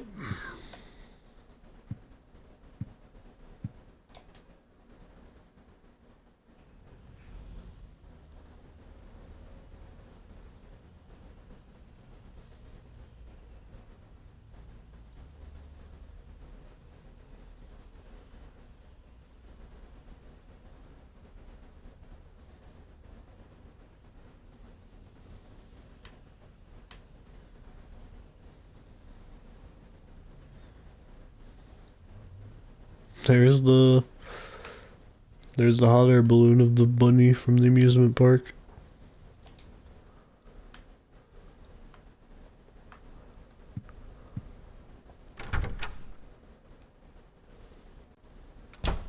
Well, excuse me, I'm gonna go see the new fingerprint. Oh, there's a new note too.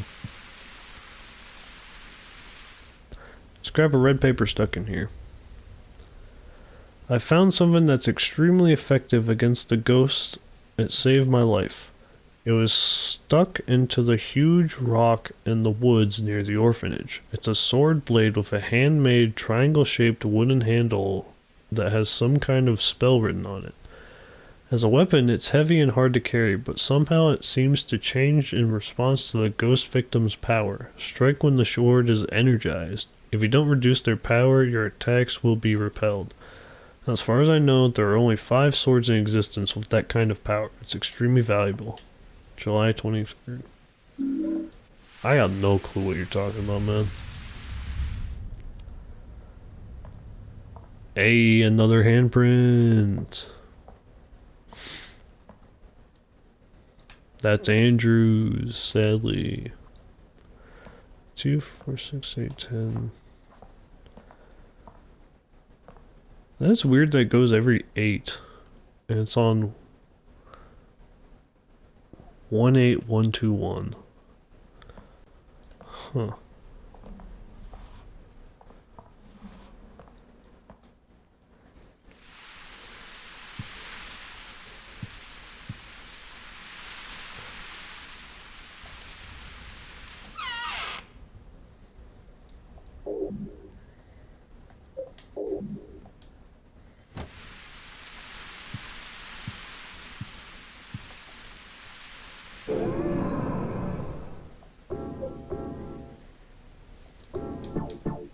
Water Prison World.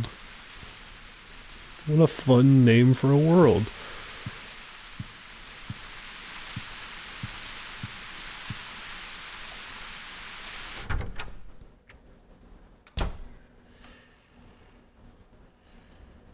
Oh, someone had a bad time in the shower. Blood. It's stained with blood. It smells horrible. Just like that water-filled room under the cylindrical prison. Was blood coming out of here?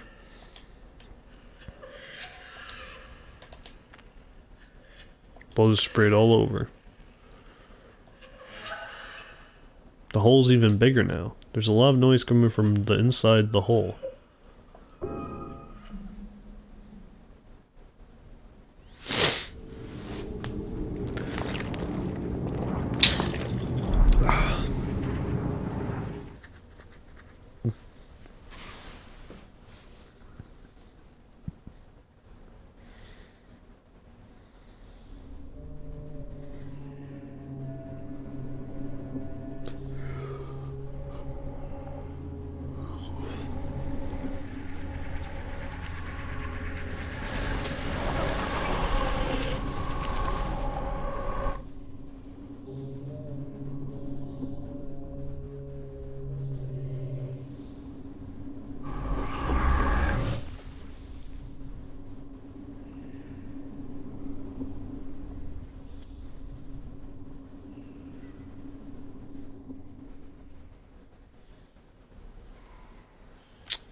Okay.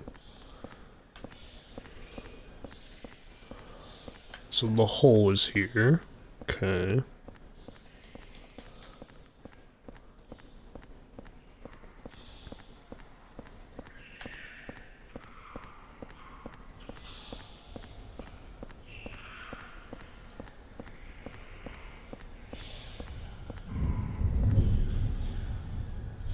Who are those goblins jumping across from building to building?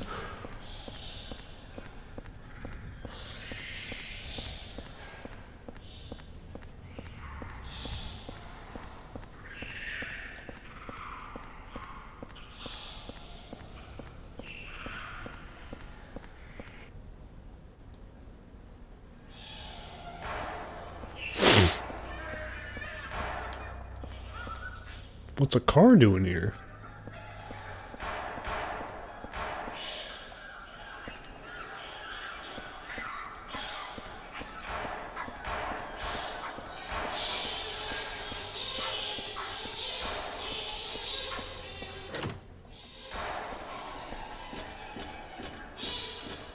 Alright, so someone's...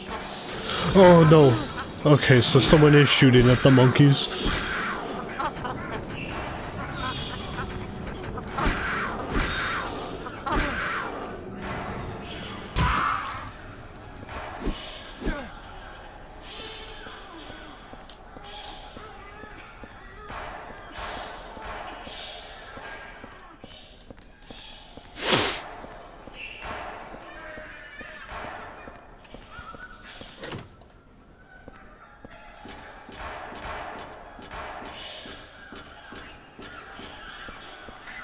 What is this? Hotel Southside? Ouch! You don't take that. You don't take that. I'm sorry. You don't take that. You're a real person. I'm not sure you are. Hey, you're the guy that lives across from me. Oh! My name's Henry. I'm Richard Braintree, from 207. What's good, Braintree? What the hell's happened to us? That hole in this freaking world. Right? But if you're here too, then there must be something wrong with the whole apartment building. Yeah. That must explain what happened to that other guy too. What other guy? Guy who lived in 302 before you. A journalist. He disappeared one day. He got pretty crazy towards the end. Shut himself up in his room and wouldn't come out.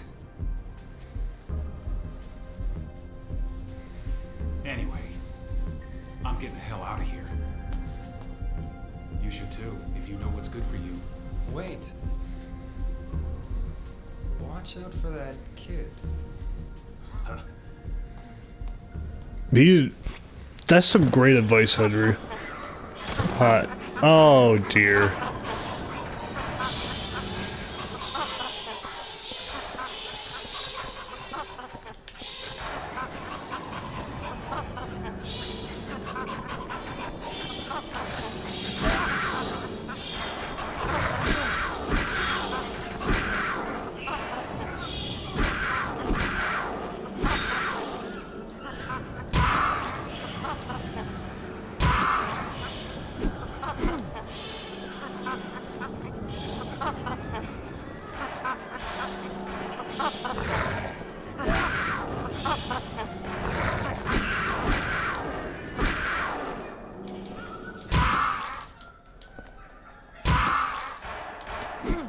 Alright.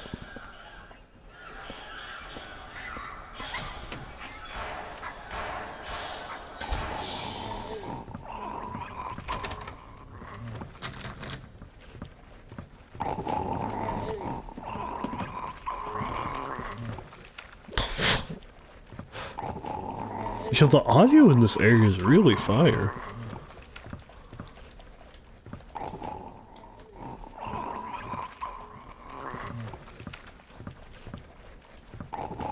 Yo, someone's birthday. Is their birthday cake and champagne here? Oh, hi!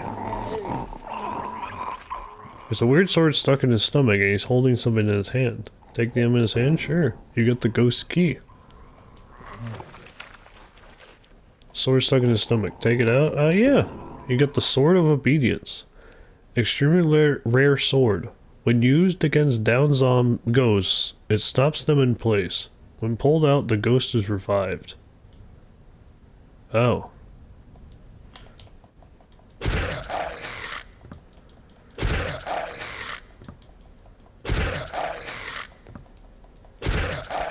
Oh, so that's why I can't get you. It's a gameplay mechanic.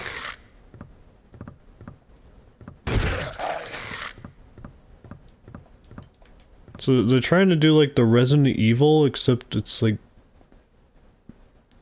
shit.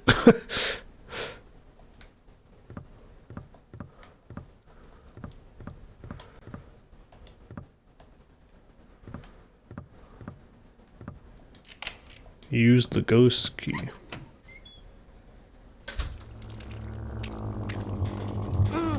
Oh jeez.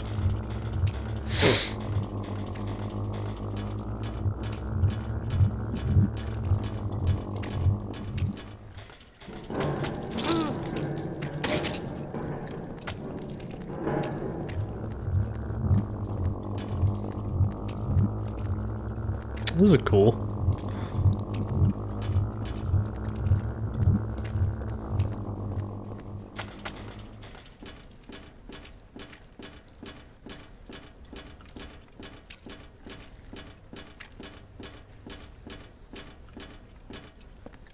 Okay, there's a door there.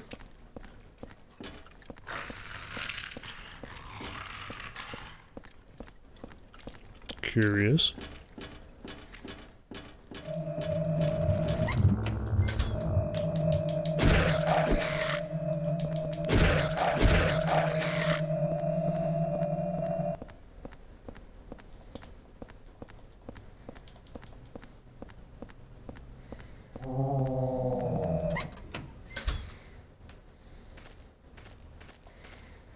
What the hell? Something reeks.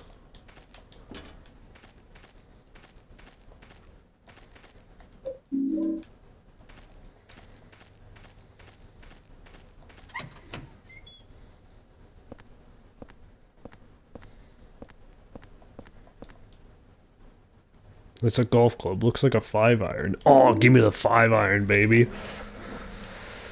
Powerful and easy to use, but looks like it could break easily. Damn it.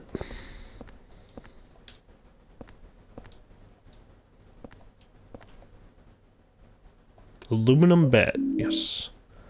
Aluminum alloy blade. Reasonably powerful and easy to use as a weapon. Okay.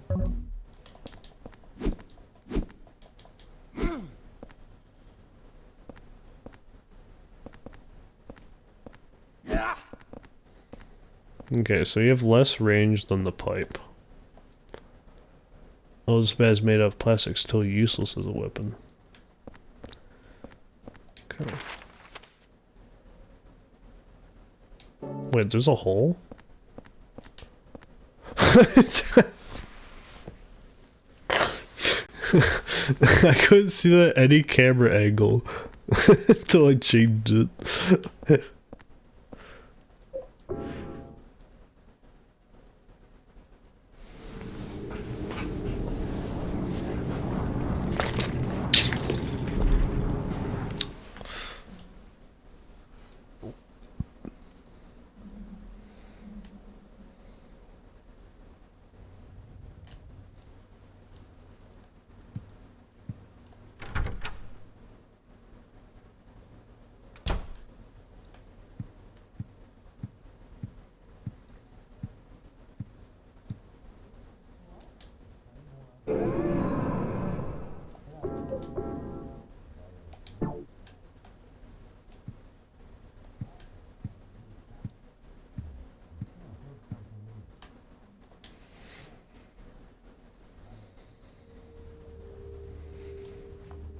How's it going with you? Well, I just tried to open it up, but it looks like something's blocking it from the inside. Anyway, it's not the first time. You mean the guy who lived here before? And it wasn't just him either.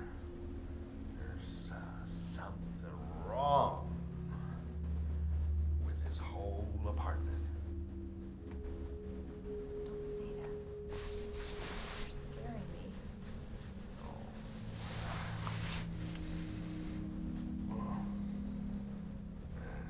Well, anyway, I just slipped a note under his door.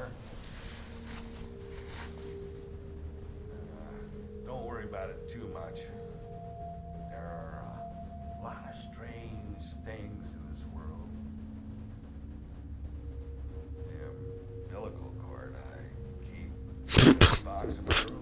Why would you just say that? It started to smell terrible. Huh? Umbilical cord? Well, forget I said anything. But still. Those noises. It's... Bro has the umbilical cord. Oh, jeez. Oh, jeez.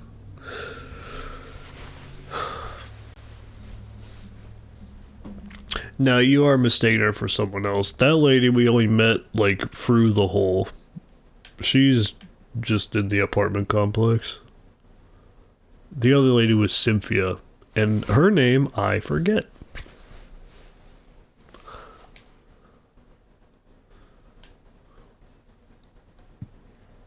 Alright, there's a note. There's a scrap of red paper stuck in here. It's stained with blood and I can't read it.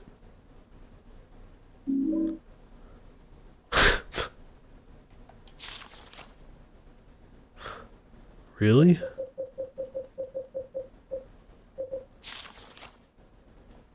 You put the note I can't read into... Alright.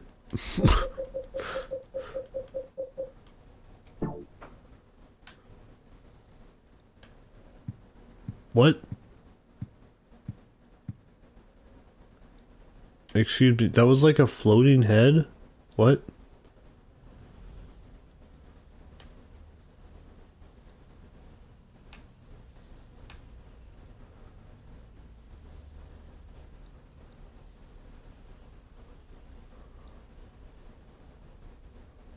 I'm starting to lose in this apartment.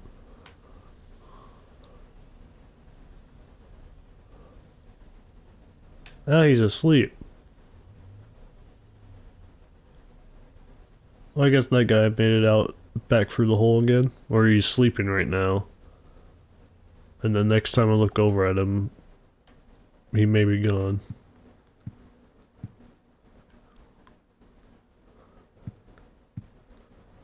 Yeah.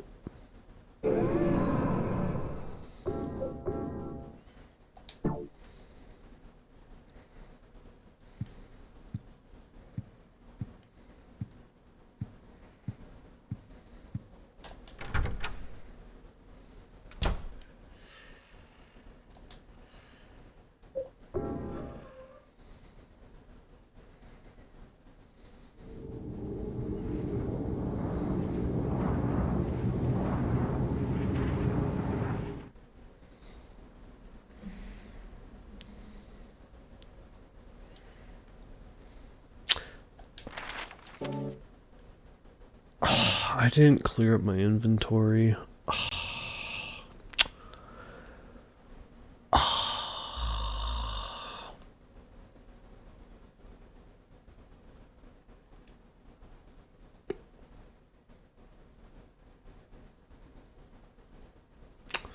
Whatever.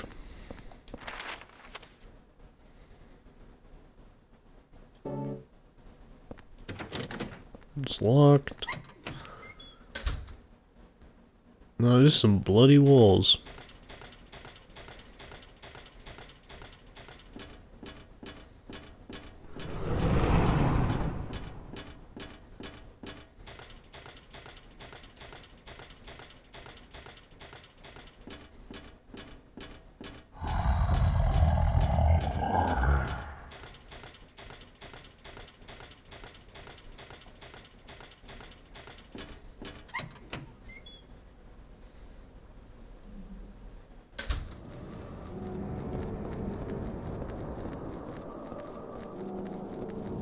Hey.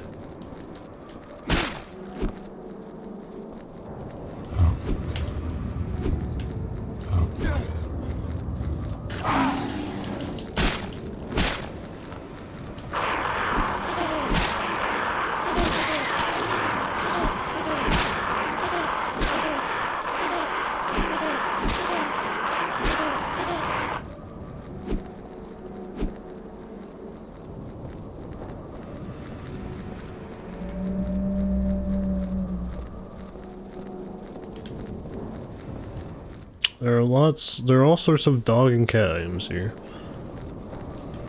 That's keys. Give me keys.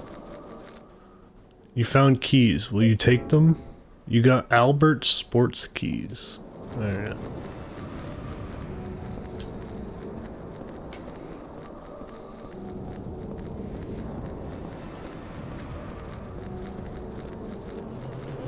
No. You guys too?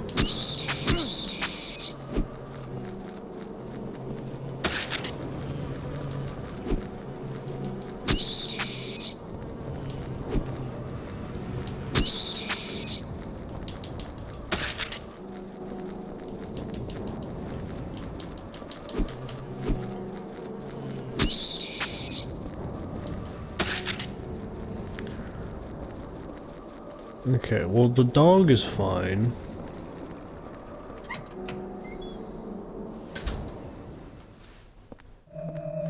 No, not you.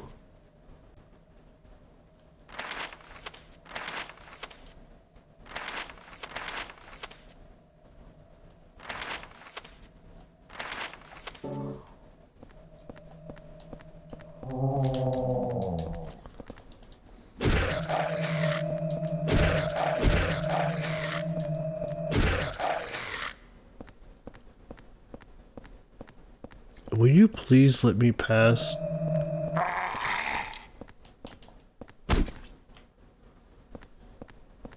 Dude! Get out of the way! Oh my gosh.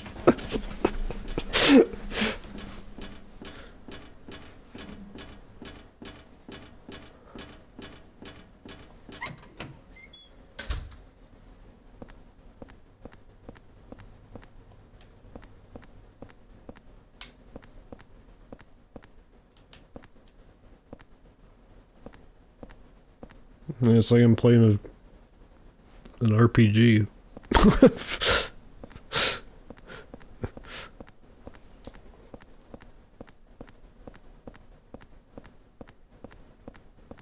Clock. An upside down clock. The hands aren't moving. The doorknob is rusted shut and I can't get it open.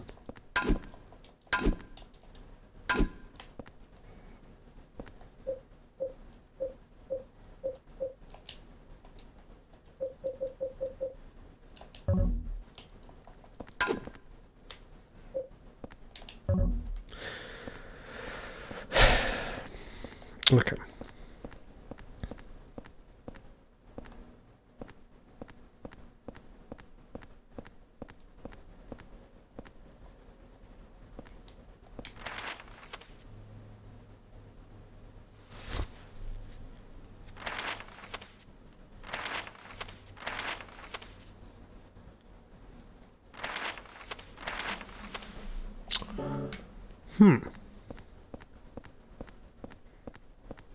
Okay, well I got Albert's key, so I might need to come back here later and I can use the key to go somewhere else. I hope this I've been swearing too much. I hope this Nimrod is not blocking the way.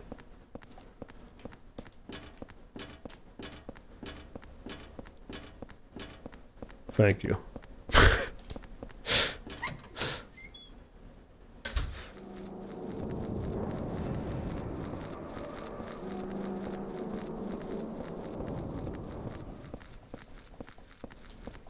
I think I can just avoid engaging with these dogs and things will be chill.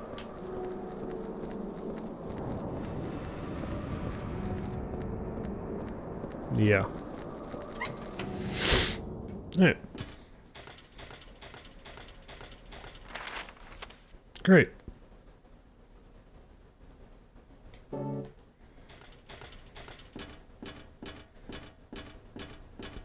Well, it's, for a long time I didn't, then a few years ago, it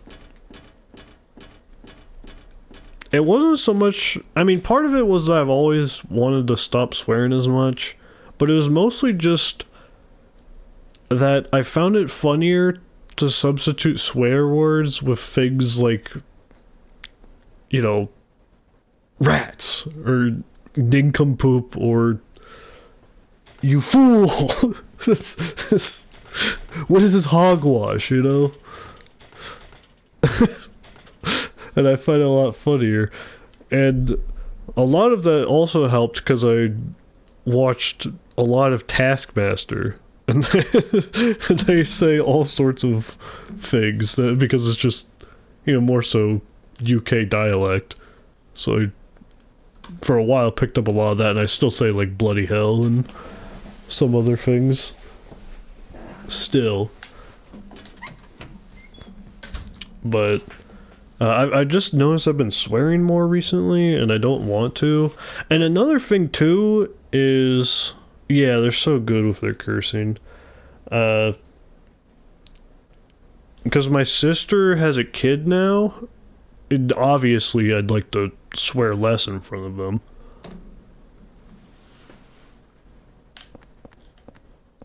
But I've always, for the past, few years, been trying to just swear less.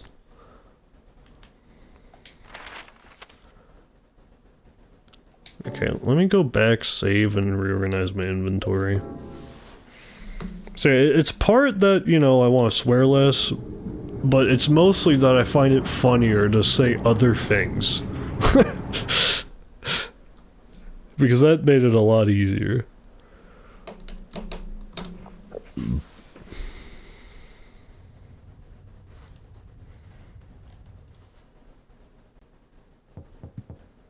Who's knocking on the door?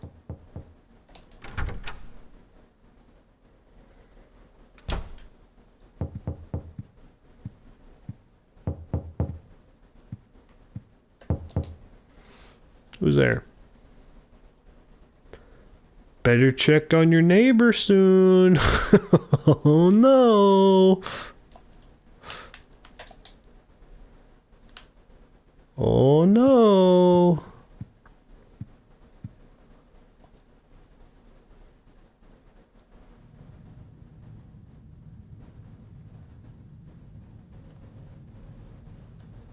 They're not home.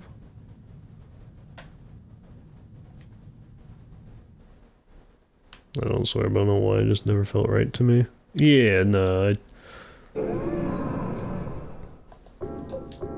I mean, when I was younger, especially in my teens, I had a sailor's mouth. I said some foul things.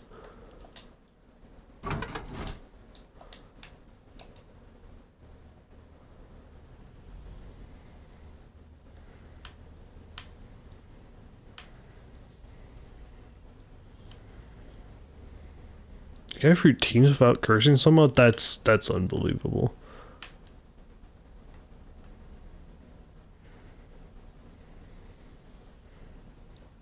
Yeah, and the main thing for me, I mean, I was never like a big slurs person anyways. But just I try not to say any words like those. Because I especially feel they're, very rude things to say.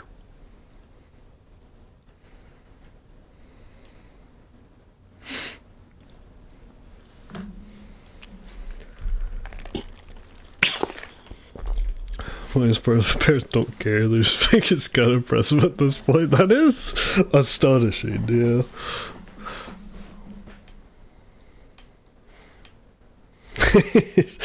Well, fair Cadus, I dropped out of college and I was going for accounting. So I don't got the English degree to fall back on.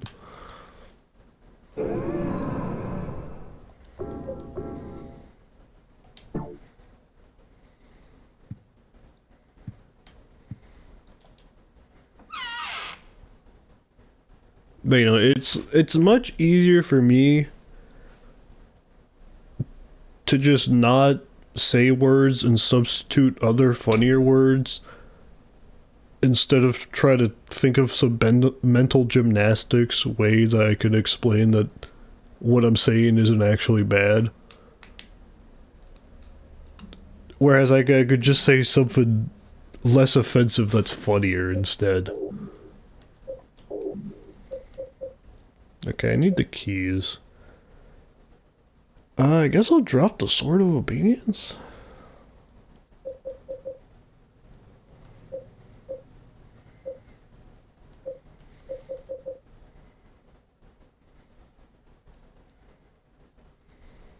I mean, this is extremely rare, so I'll store it.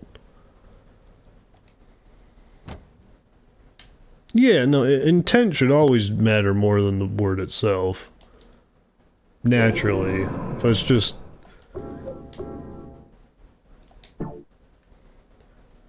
if I have to get to the point where I'm defending myself for what I'm saying by like, oh, it's the intent that matters, it's like, I could just say something else.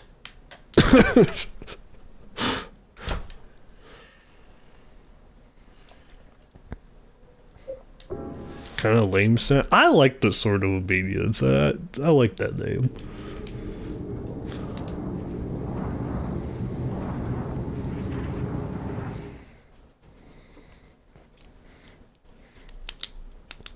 I will say, and most of them, it was pretty easy for me to give up or change. Okay, I still say slut, but I don't use that like derogatory, and I wear a shirt that says slut. So, you know, that's fine. Yeah, it's also like basically a normal noun, but you know, I got the shirt, it's fine.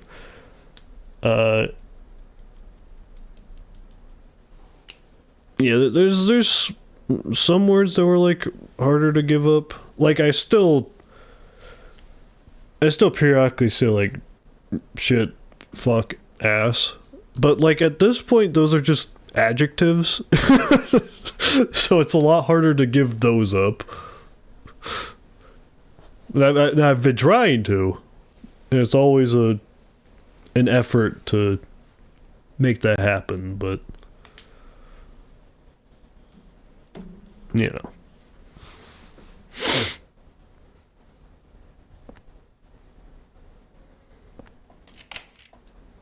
Over to sports key.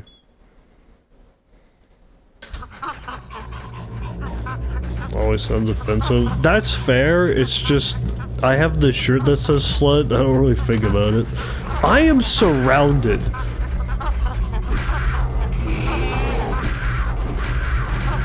I fell down the stairs.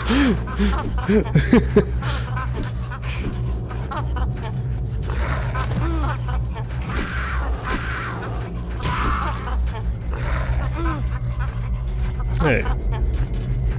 Wait, you have a pipe? What the hell? You have a pipe? You stole my pipe! What?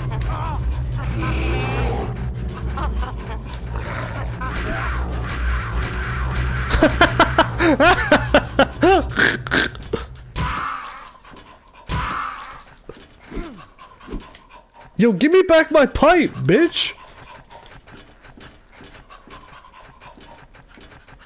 Just talking about like trying not to swear and I just say bitch. But they stole my pipe! It's gone!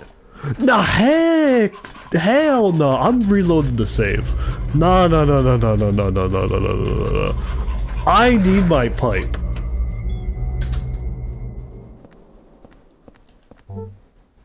No. I need my pipe. I need my pipe.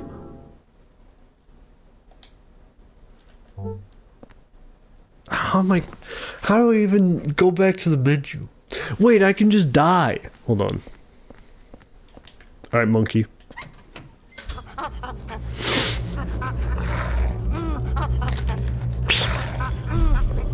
I'm not losing my pipe. I need that pipe.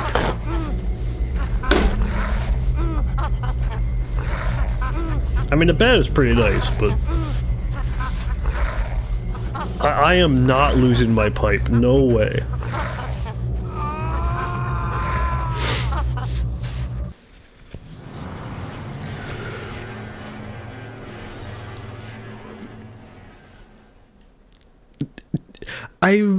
Right, it's April Fool's time for the next like 1 to 2 days.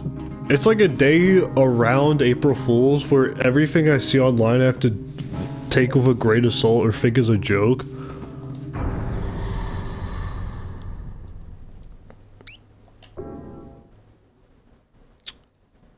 And I forgot the April Fool's. It's like, you know, right around the corner. The Near Test posted a fake game trailer. That's funny.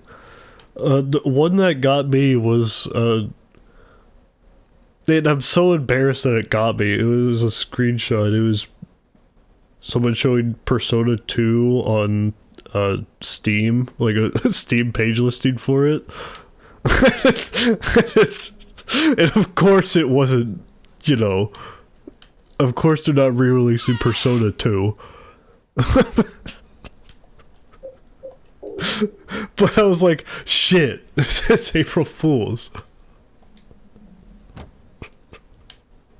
No, it's not. It's not real.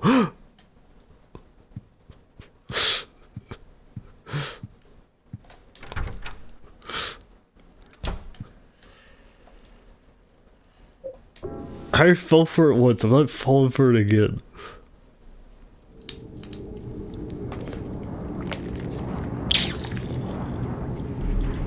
Was in the Xbox Showcase last week. It was not in the Xbox Showcase last week. Because if it was, I would have already heard about it.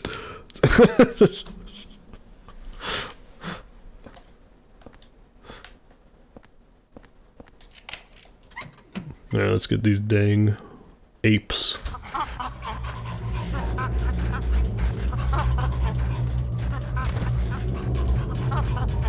Yo, buddy.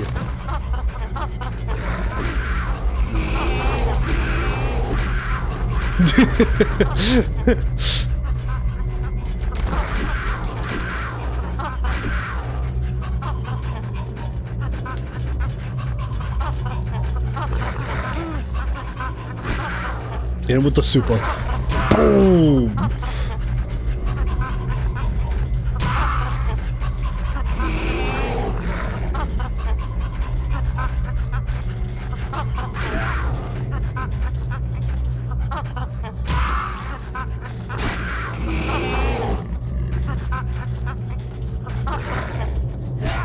Aw.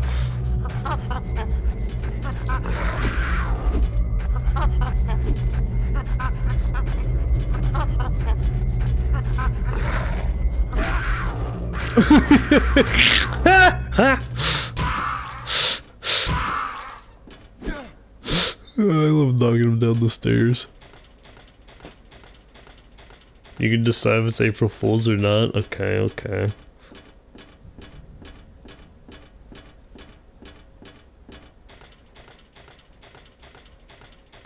Releasing Delphert 2 in the next few minutes.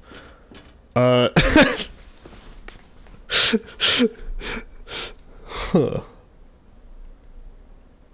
See, because here's the thing, right? Is I have insider information, so I know that Delphert 2 is, like, nearing completion. What I don't know if it's this soon. Because it would make sense that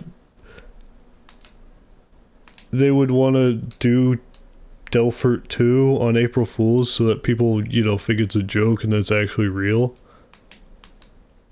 Now, granted, having said that, releasing it on April Fool's would, like, undermine its integrity. So, I kind of hope they don't release it on April Fool's, but, you know. I mean, real things have released on April 1st, and, you know, they still did fine.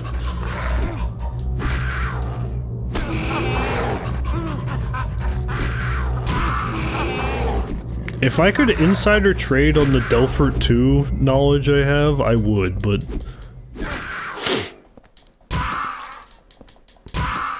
The Delphert 2 knowledge I have is whatever Canis leaks to me. I don't know why I suddenly, like, took a truth serum potion and am saying all this.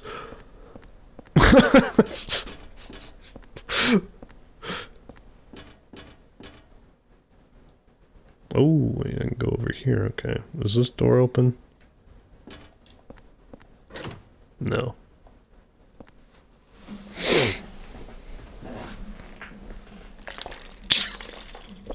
$9 p.m. on Tuesday, that's prime time for Delphert 2.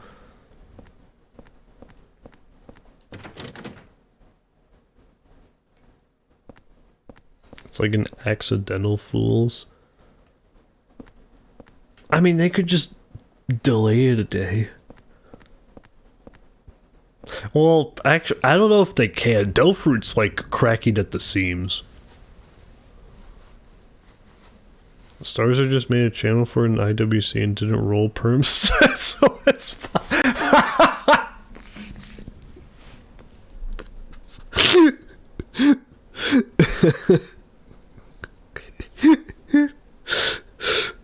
Oh, that's fire.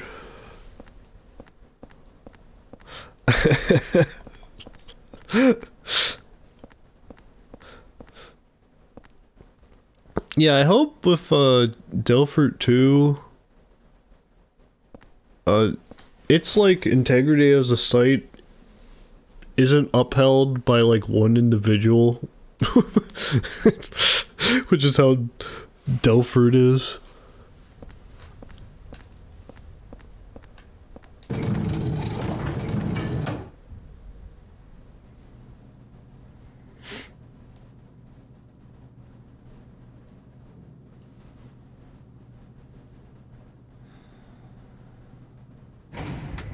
Oh, the elevator?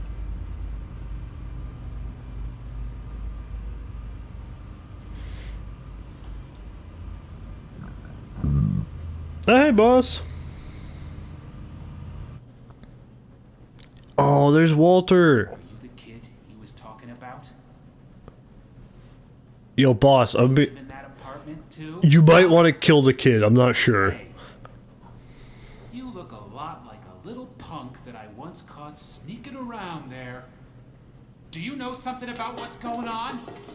Hey, you! Stop! The kid knows too much. Well, I mean, they did say he's Walter Sullivan, and...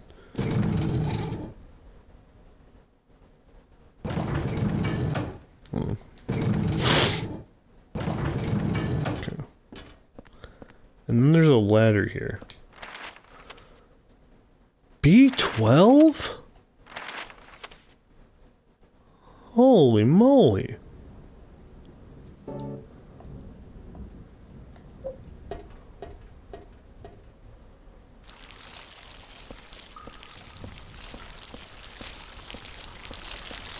You know what? Let's do a test right now. Is Delphoot working? Yes, it worked. Okay. Wait, Delphoot is actually saved? It works, and Wolf just posted a review? Hello?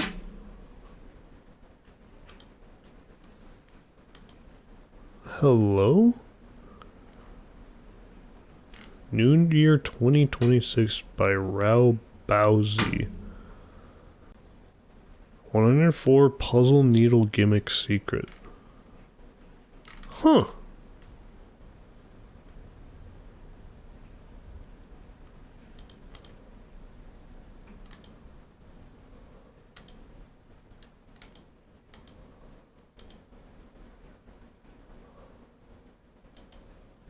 Huh.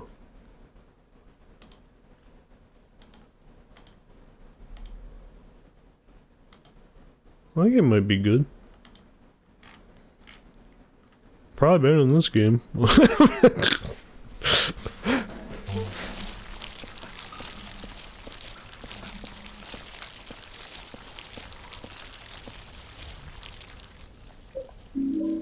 No, I know it'll be like a different link and stuff. I was just checking if Delphoot was up right now, and it is.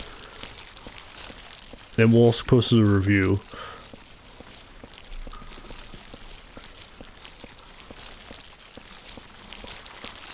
Anyways, who? Oh yeah, the worms.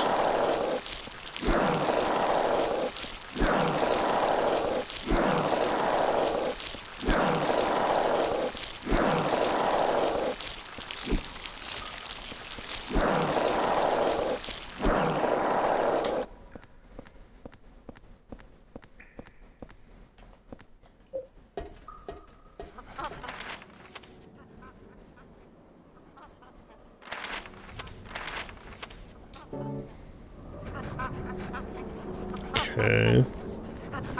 Hi.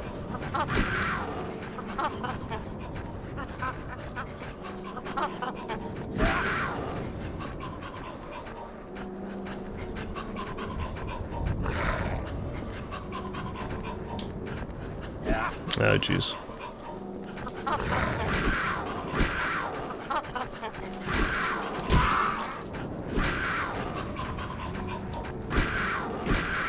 No, not the dog. Okay, that's fine. Dogs, that's literally fine, actually.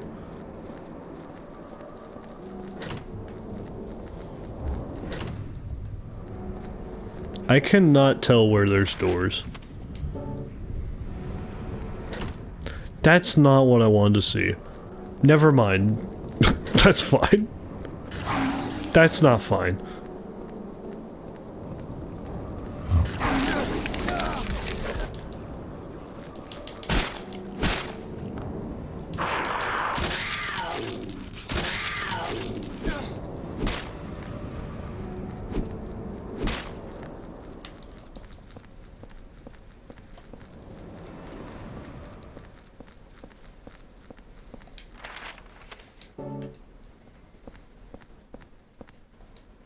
Aw, damn, there's bullets there.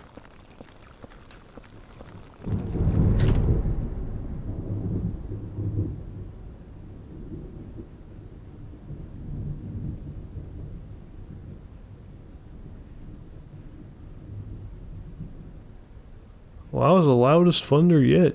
Yeesh.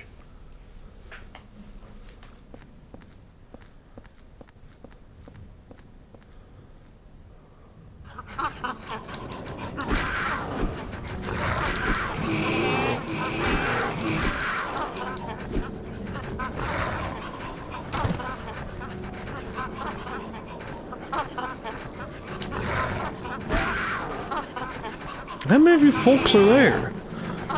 4 of y'all?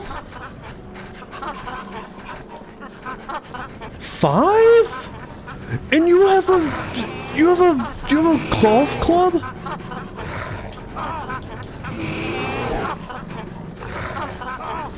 Oh, fuck this.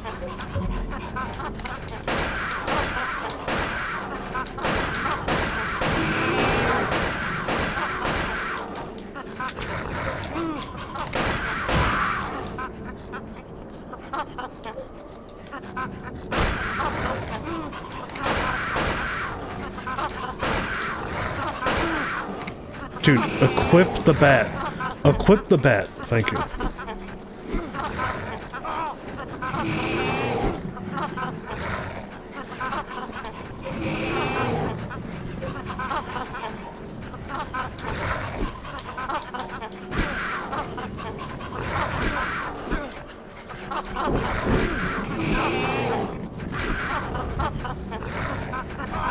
That did not hit me.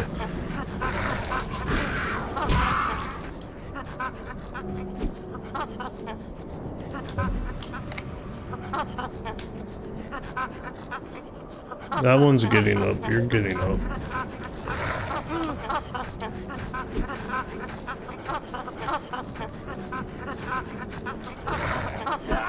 How did you miss?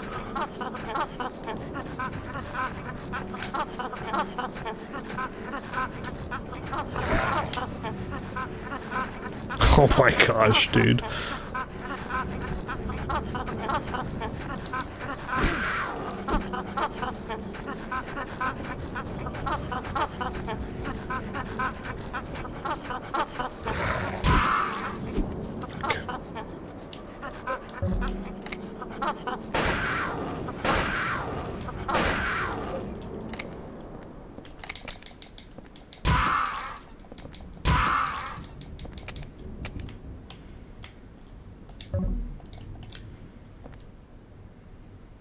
It's a golf club. Looks like a pitching wedge. Yeah, sure.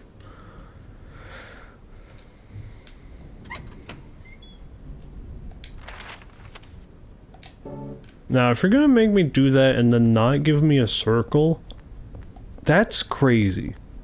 Given how generous you are with the circles.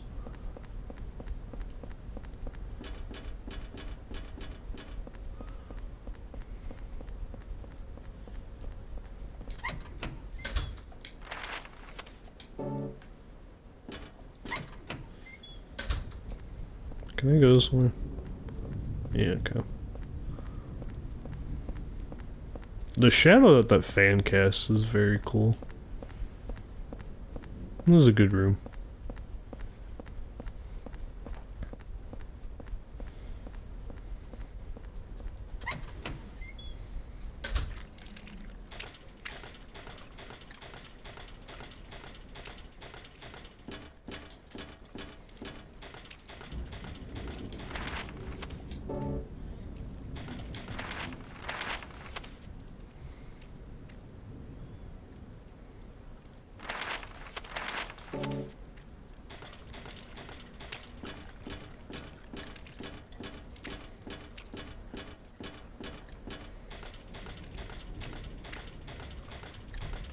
Oh, hi.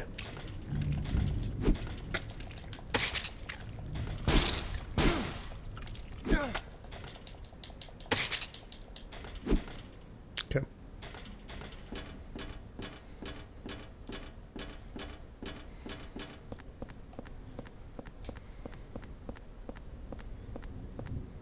Just garbage, there's nothing useful here. Oh, what? Wooden crates, nothing interesting about that. Well,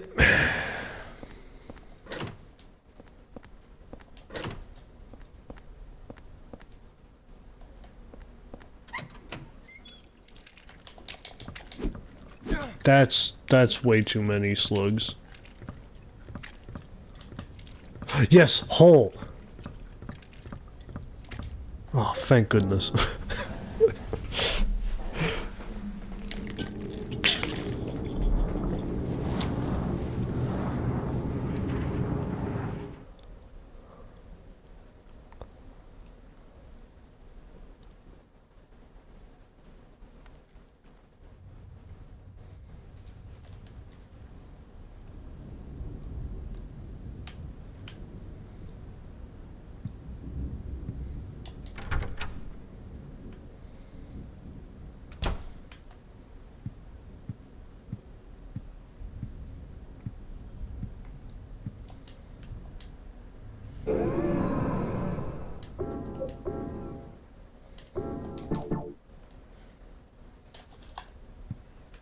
Mm.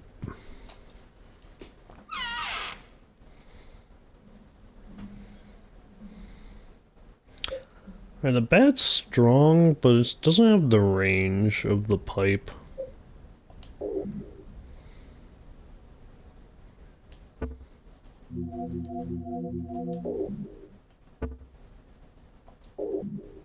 No, can you...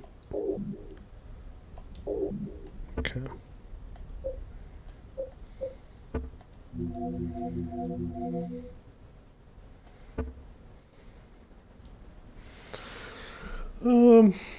I guess I'll stick with the bat for now. It is powerful, which is helpful.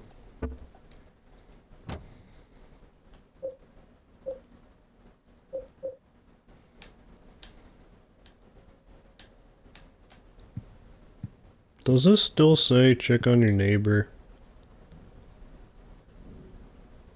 No. Hey, boss.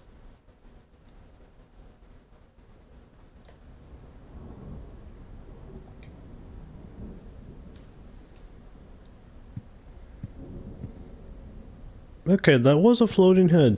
Okay.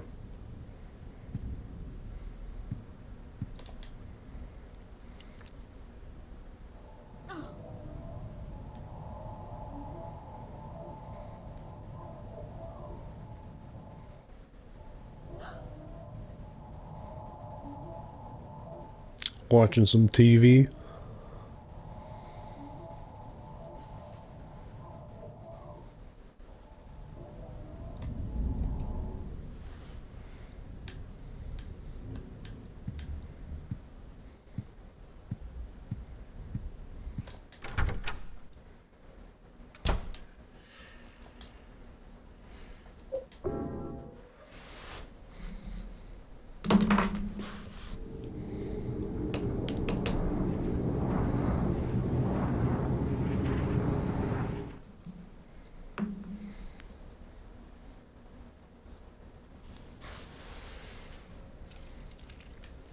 Okay.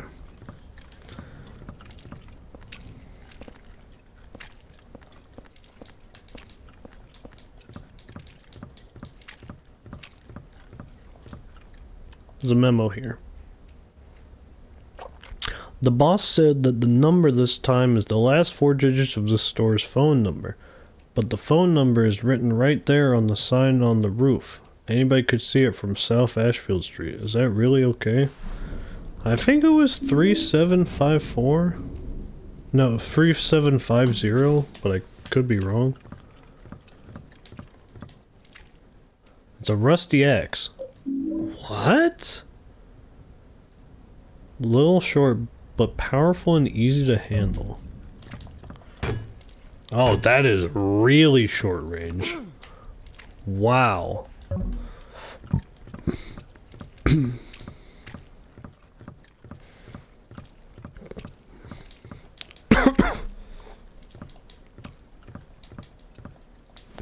Looks like they're in the middle of a game at the billiards table. Okay. Will you guys buzz off the room?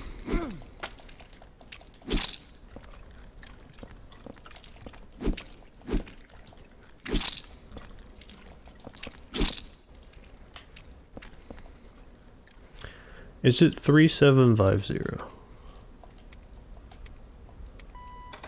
It is. Nice. Ooh, well, not going down those stairs. Oh, no. That's a long way up.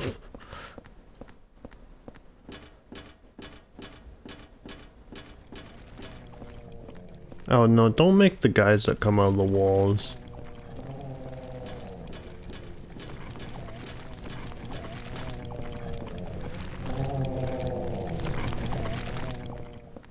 Oh no, they're making the guys that come out of the walls.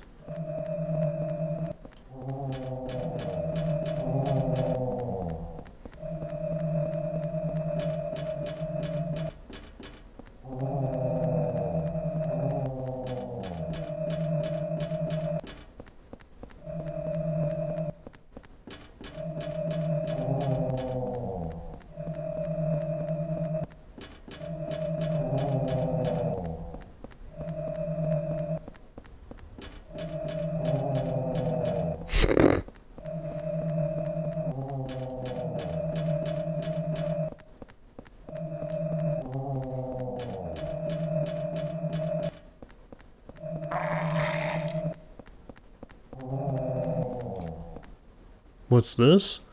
It's door 207 from my apartment building. There's a plate on door. Moves a plate. Yes. Chaos placard? Oh, is he getting the electric chair? Wow, he is.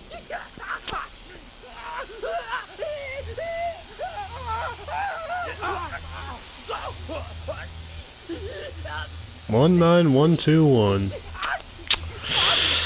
Walter got another one of them.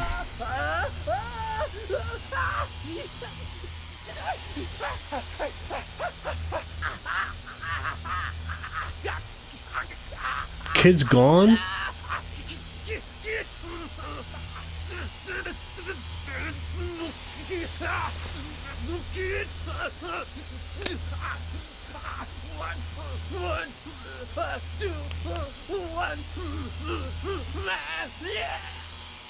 It's the 11121 man.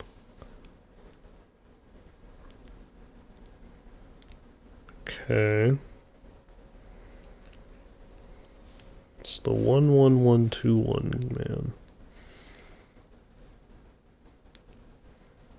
So is that Walter Sullivan? All I know is Walter Sullivan, that's a bad guy. And apparently that kid is the 11121 man. Who's killed a lot of people.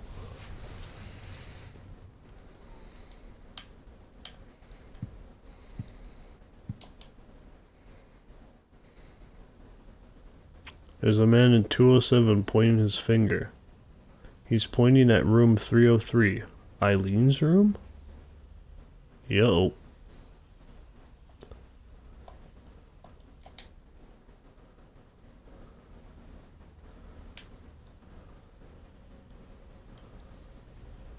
Alright, and that guy is gone. Tough luck.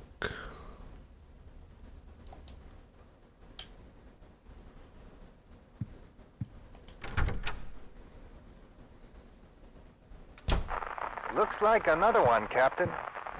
Got 121 on his head.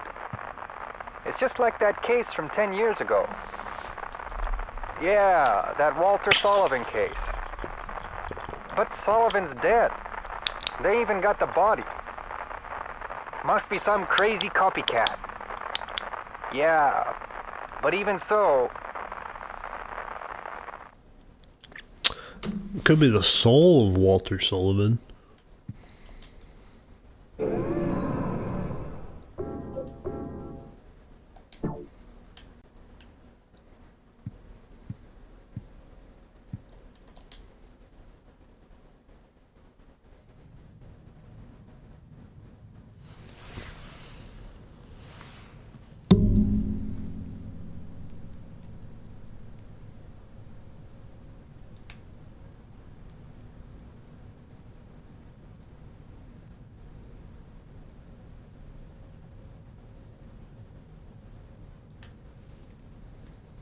Okay.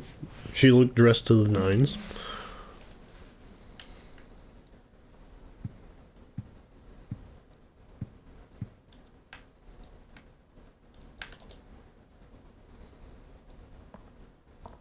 There's another handprint.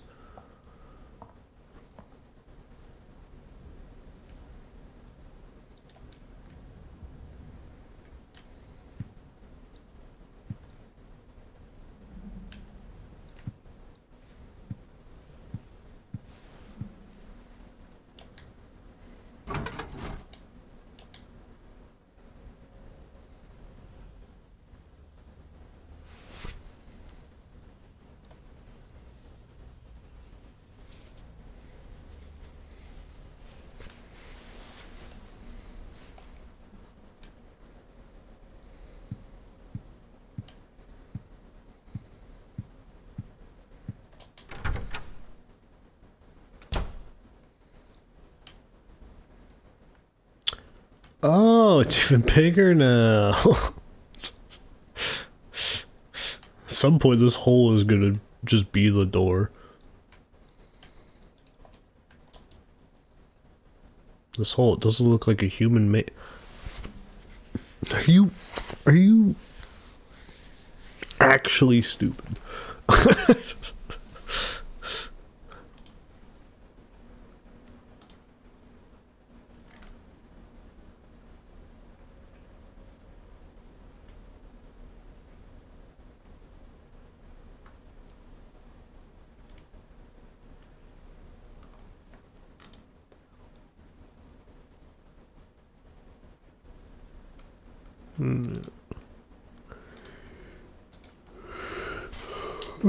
It's getting bigger and rounder. I think I've seen this pattern before.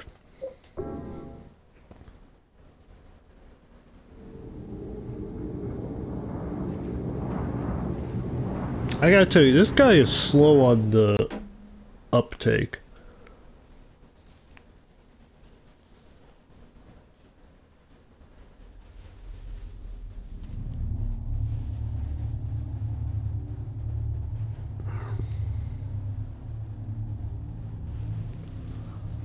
That girl from the last game, she was very quick on the uptake. Oh, 303. James was not quick on the uptake. Hey Eileen, I wouldn't answer the door.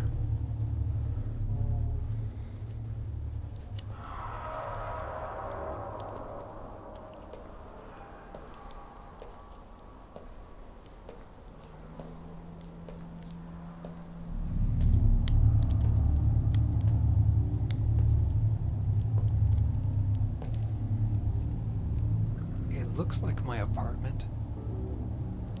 What the hell is this? True. Alright, pause. No, why am I stupid?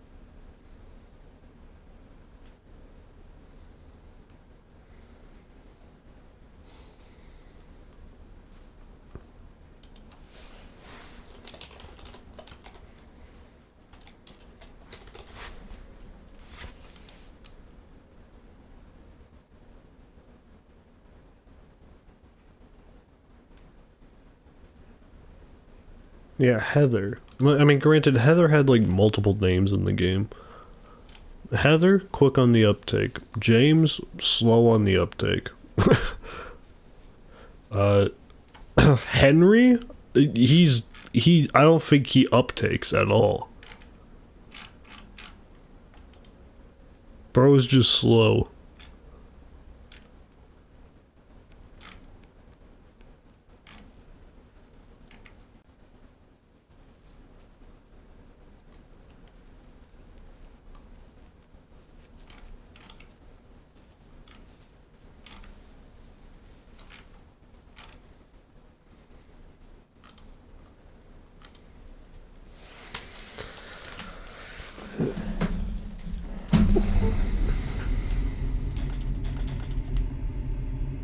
Alright, I still have the Chaos placard and the axe.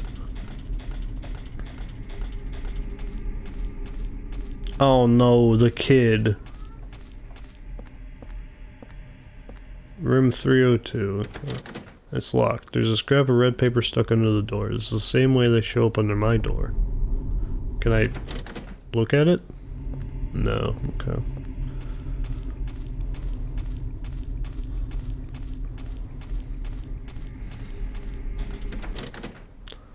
What was that guy doing here? Could he be the next victim, or could it be...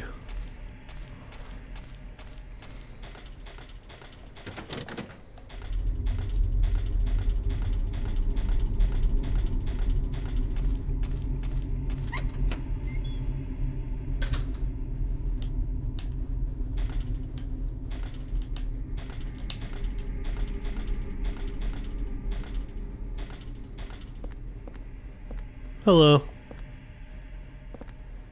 I got this from Miss Galvin. A long, long time ago. She was younger than me back then.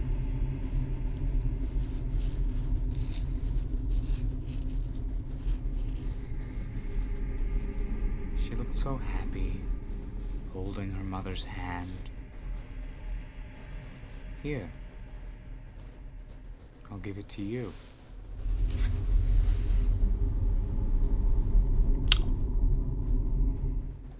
Yeah, sure. I'll take the shabby doll.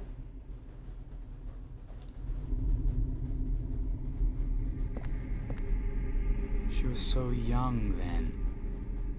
So happy with life. Just holding on to her mother's hand.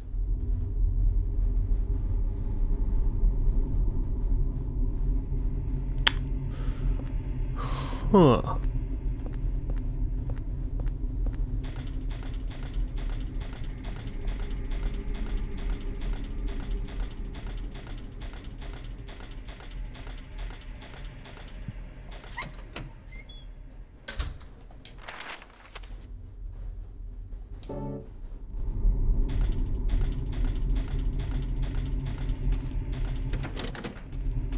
Yo, the bike.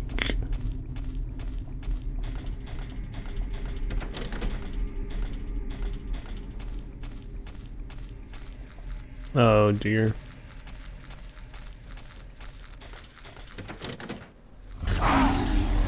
It's unfortunate.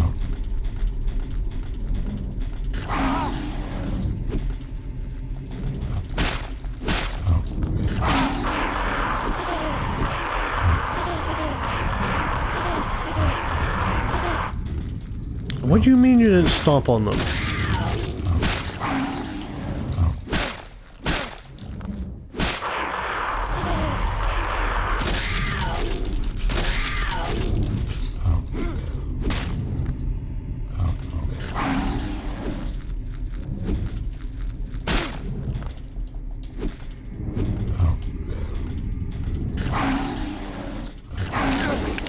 What do you mean you can attack twice in a row?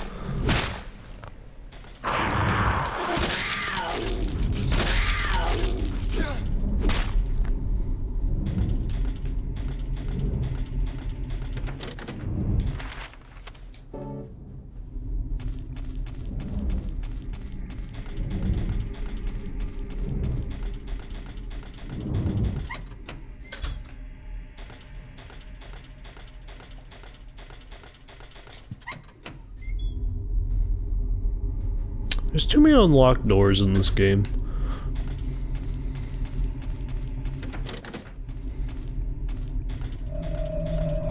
Oh no, you...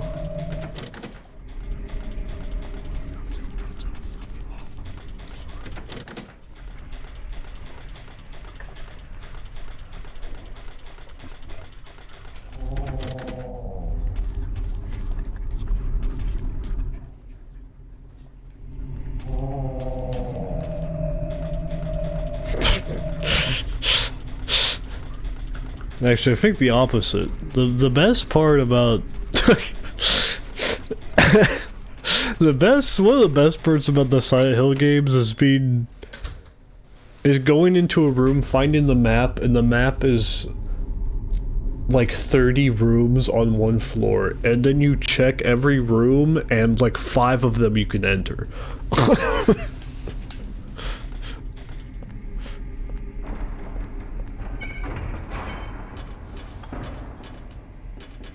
It's a nice design.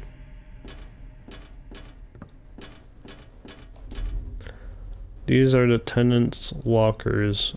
There are numbers 101 through 304. There's none you want to like scuffle through.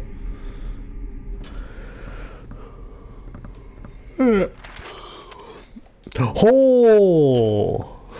Holy! Yes, hole.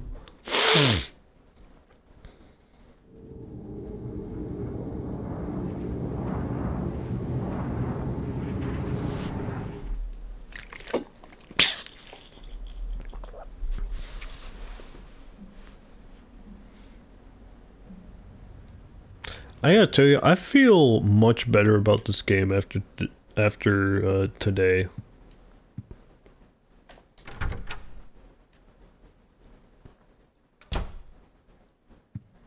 I was feeling terrible yesterday.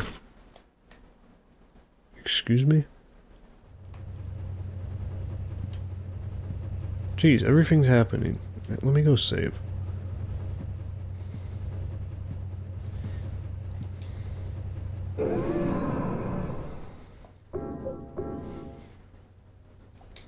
I don't know, Henry's the best crawler.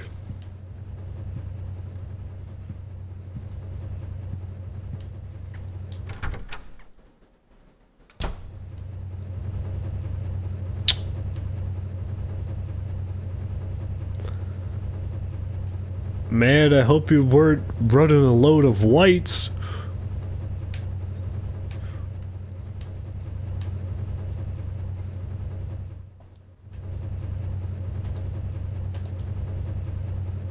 What the hell is this? The dryer sprayed blood all over the place. Imagine looking straight at the blood and you focus on the tank of oil.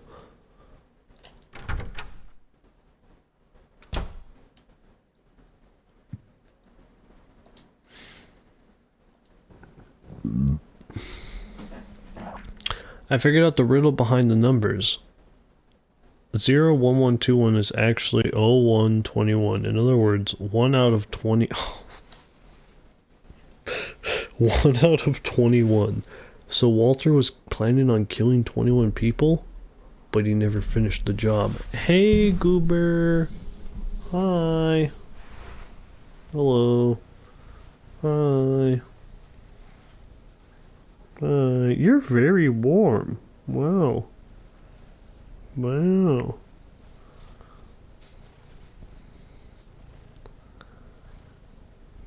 But he never finished the job. Okay, so last guy was 19121.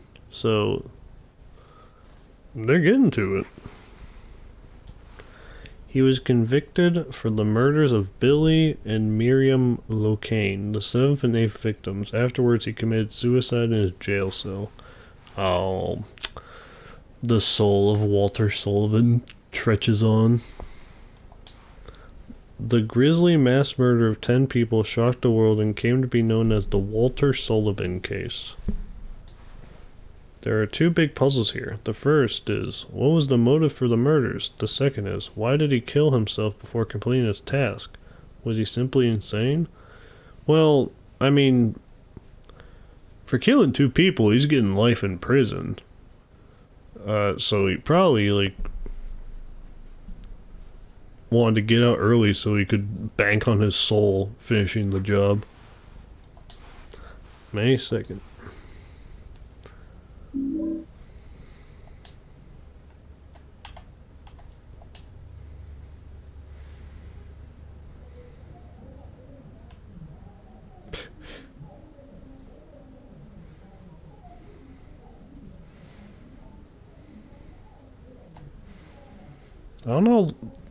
I don't know how long life in prison is. I'm gonna be so for real, I thought that just meant your life in prison.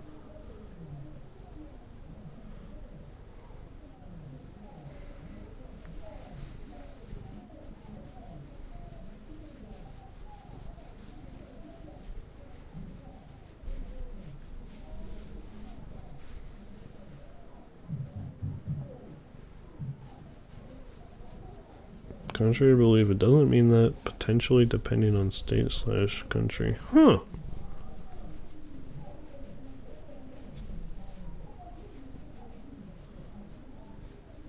Huh.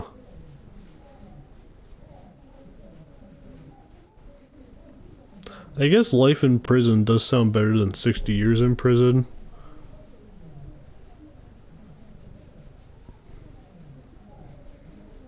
Hey, Goober.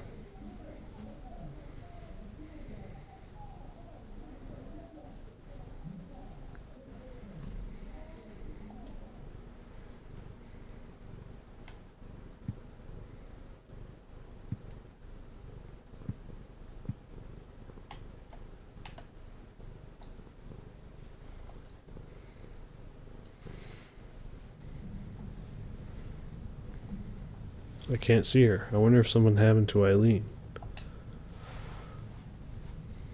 It's life with parole and life without parole. Life with parole is 15 and 30.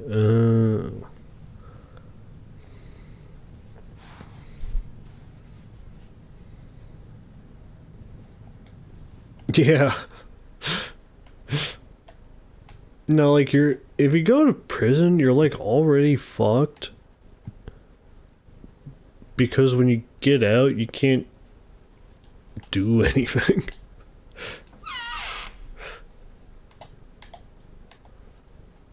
Yeah, at least a prison roof and food. That's why people, just cycle through the prison systems.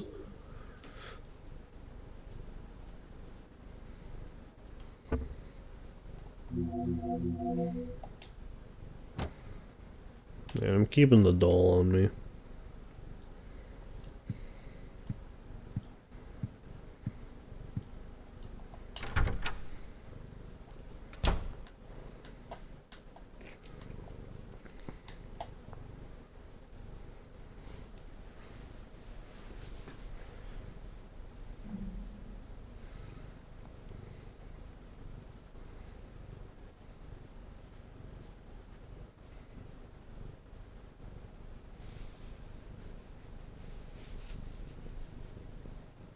They don't offer Wi-Fi. I bet you'll have a better standard living standard than the outside. I don't believe they'll have a better living standard than the outside.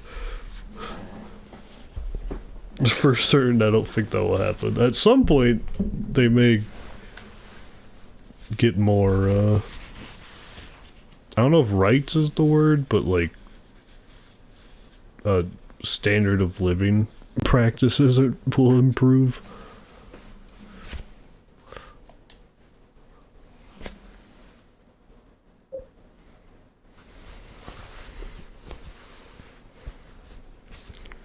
Consistent for fan eating. True.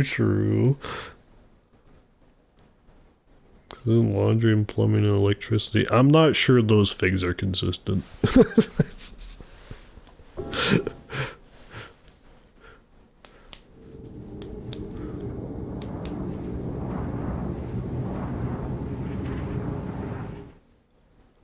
Yeah, it really depends on the prison, because I know prisons be having the toilets where you just shit in it and there's no flushing.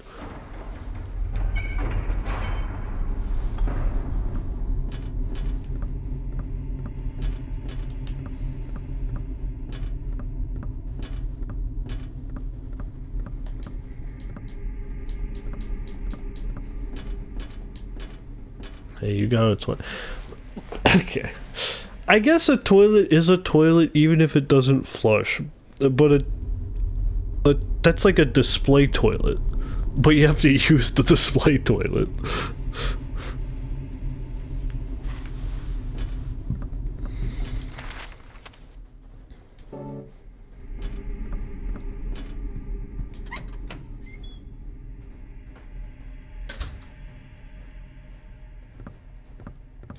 Prison is kind of stress-free life. Have you, like, watched or researched anything about prisons and people in prisons? They hate it! I believe them just shuffle back into prisons and shuffle around. Because there's no rehabilitation that happens, so there's no way once they're out that they can actually improve their lives.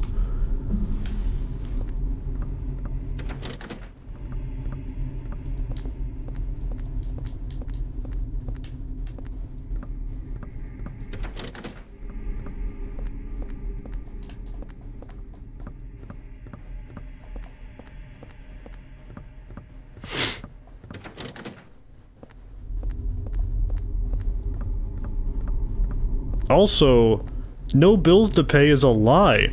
They have legal fees they need to pay. In order to pay those fees, they work in the prison, and the prison pays them less than a slave's wage. They literally have bills to pay that they can never pay off because they get paid less than a slave.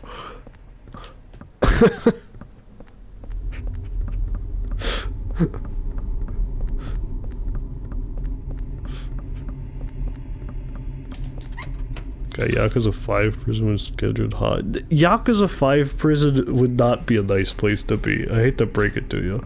That's why Saejima breaks out within, like, you know, a few hours of playing as him. Oh, the damn dog.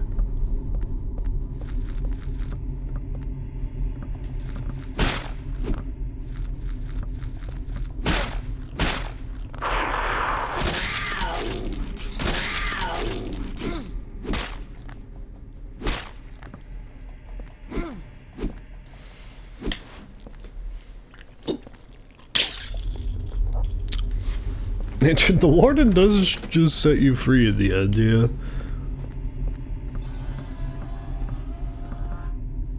It's a good noise.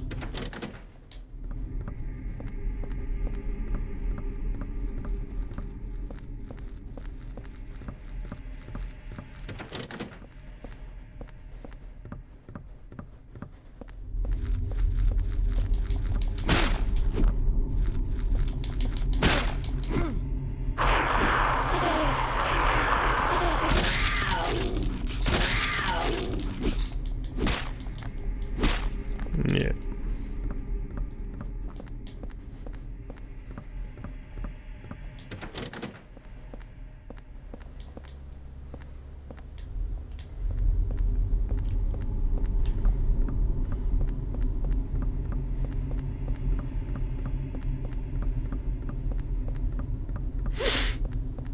Yeah, but yeah, that'd be one of the... that'd be one thing I could definitely improve, is like the attempt at rehabilitation. And getting people back into society once they've been in the system.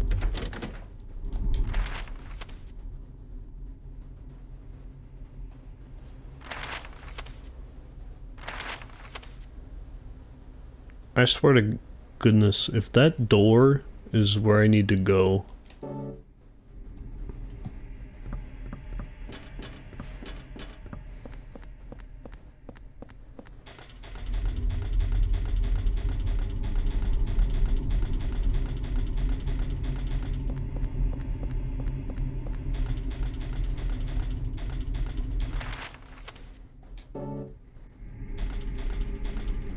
That's not a way I can go.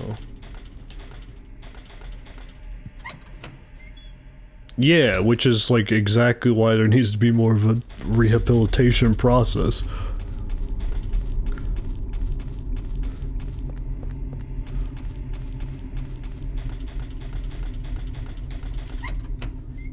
This is the only damn door I can go in. It's behind me at the start.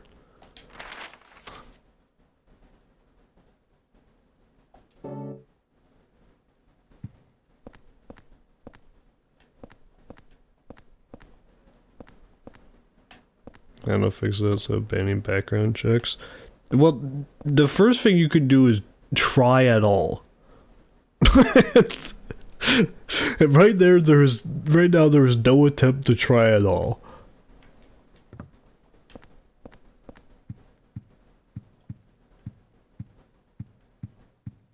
Wow, look at all these porno magazines.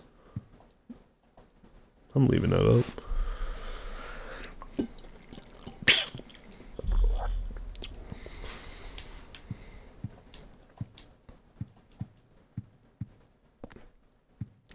It's it's crazy how little time people get for like scamming others out of millions of dollars.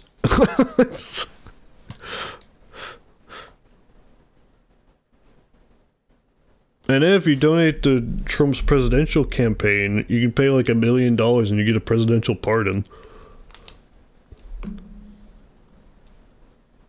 As has happened with the guy who sold that scam company where they were doing some new electricity trucks, but it was actually, they had a promo video where they showed a truck moving with their new system, but it was actually just a truck in neutral on a sloped hill.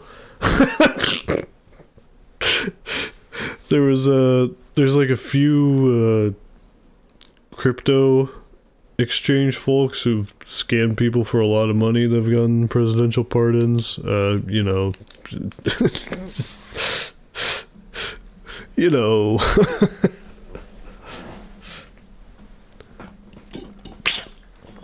The cops selling sheriff badges got pardoned? I am not aware of the cops selling sheriff badges, actually.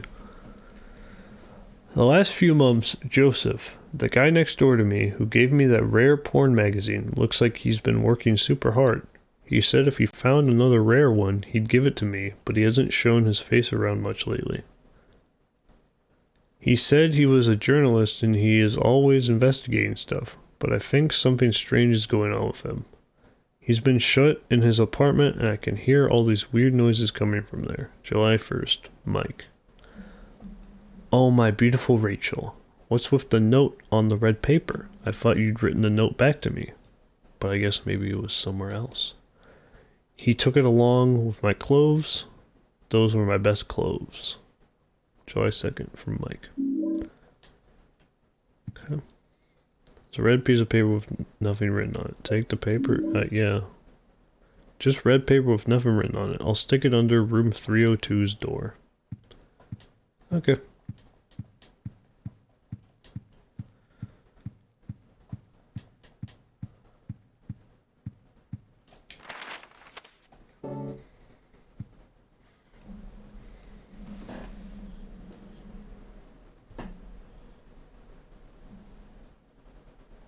Oh yeah, I mean, I don't know how more clearly it can be stated that this is the most corrupt the government has been in my lifetime. It just is that bad. It's not even close.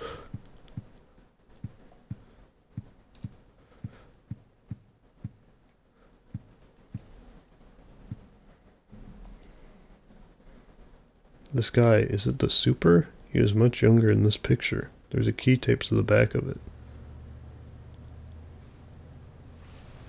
Can I take the key? Yeah.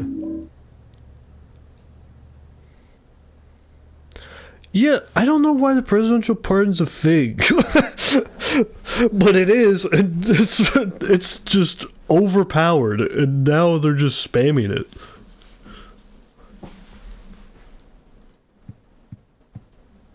It's a photo of a nurse. It says "I love you" on it. There's a key taped to the back of it. Yeah, I'll take that one too. Bro, it's not even like a fucking Trump issue. Biden pardoned fucking Hunter Biden, which, like, is really stupid. There's a magazine line open. Teaching Despair, Wish House. Wish House, an orphanage on the outskirts of Silent Hill, but behind its false image is a place where children are kidnapped and brainwashed. Wish House is managed by the Silent Hill Smile Support Society, a charity organization sometimes called 4S. It's true that 4S is a well-respected charity that takes in poor children without homes and raises them with hope. But at its heart is a heathen organization that teaches its own warped dogma in lieu of good religious values. Mr. Smith, who lives near Wish House, had this to say: "Sometimes at night I can hear their weird prayers and the sounds of children crying. I went there to complain one time, but they ran me out. Since then it hasn't changed a bit." In fact, this reporter was refused admission when he attempted to take photographs in the facility. What exactly do folks at Wish House have to hide? During my investigations, I was able to discover, however, a suspicious-looking round concrete tower which appears to be part of their facilities. Oh, that's the spiral we were in. Okay. Unfortunately, no one was willing to tell us what the tower was used for, but it seems unlikely that it has anything to do with the business of raising orphans. It may in fact be a prison or a secret place of worship. It's a prison. The cult religion that operates Wish House is known by the locals simply as the Order. It's a religion that is deeply interwoven with Silent Hill society history. But its worshippers' fervent belief that they are among the elite chosen people has a dark and dangerous side. I intend to continue my investigation of Wish House and the cult behind it. I've always believed that telling the whole truth and showing the children the true path is our most important duty. Joseph Schraber. Alright.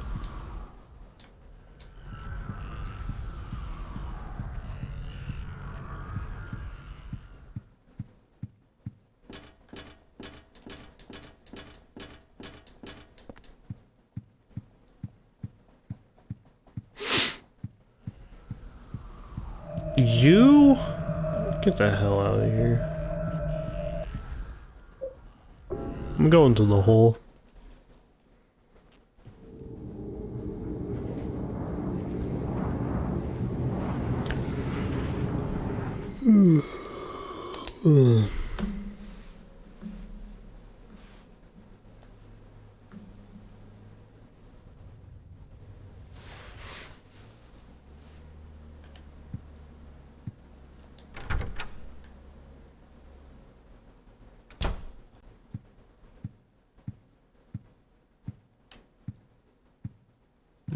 Y'all, you back?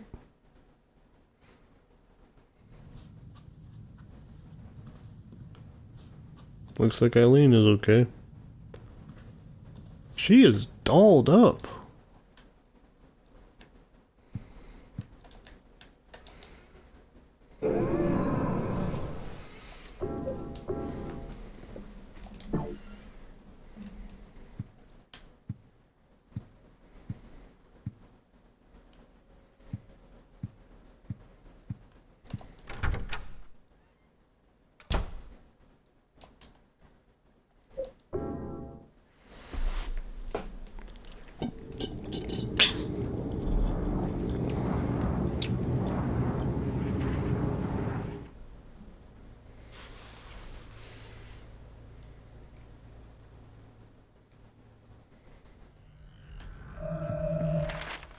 Right, no, I need like all this inventory actually.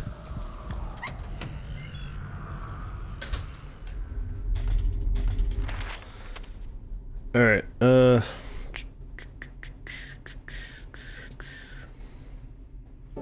Right, what do I have?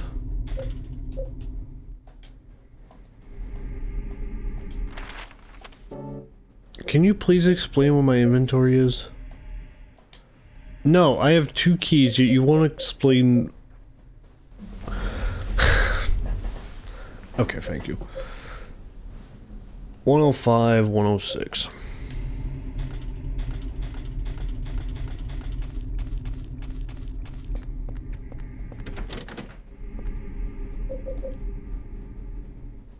Put the red paper in the door crack. Boom.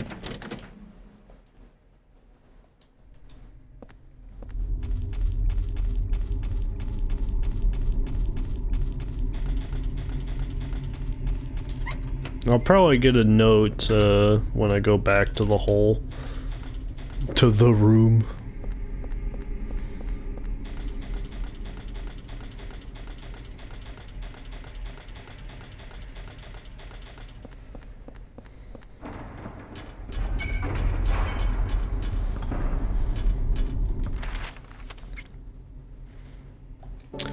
You know, I was gonna say I've had like kind of a 180 on this game. I haven't had complete 180. It's more like a 100 or like 110. Like I am actually enjoying this. Now that I've gotten past that, it's a lot worse than the others.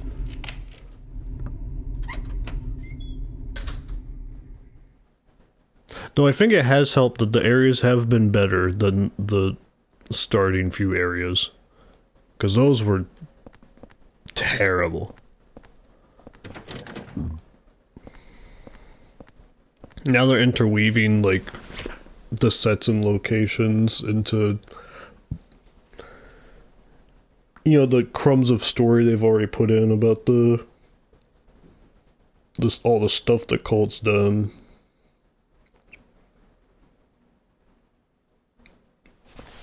And now we have, like, supposedly there's going to be 21 victims, and we're on to number 20, which might be Eileen, which is not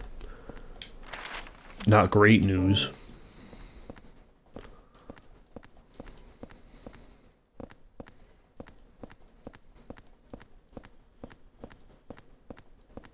It's a diary.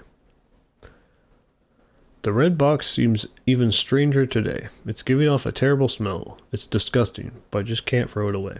It must have been around 30 years ago. That young couple was living in the apartment, but one day they just suddenly disappeared, ran off just like thieves in the night.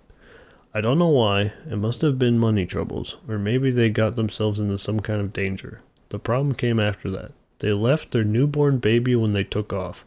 I even found the umbilical cord.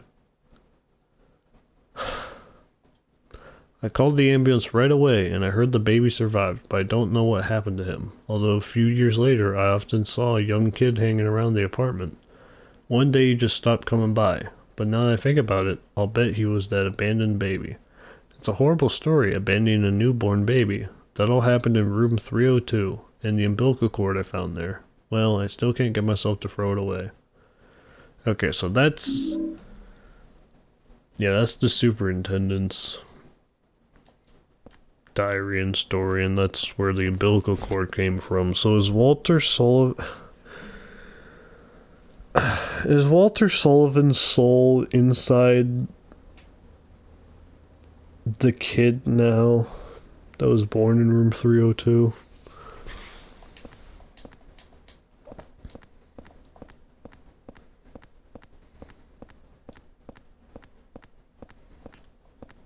It's a red box. Man, this thing really stinks. It's practically bringing tears to my eyes.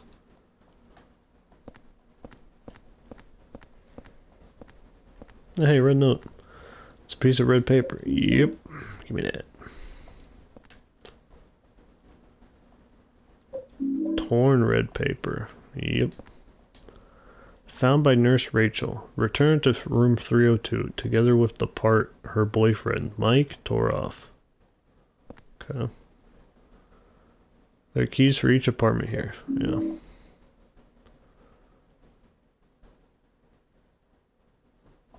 .303's missing, but I have every other key? Oh, jeez. You tell me I could go in every other room?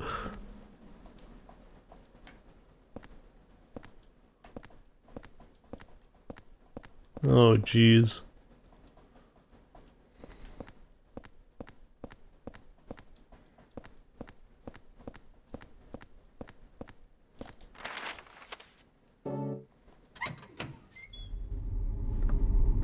I'm telling you, too many rooms are unlocked in this game.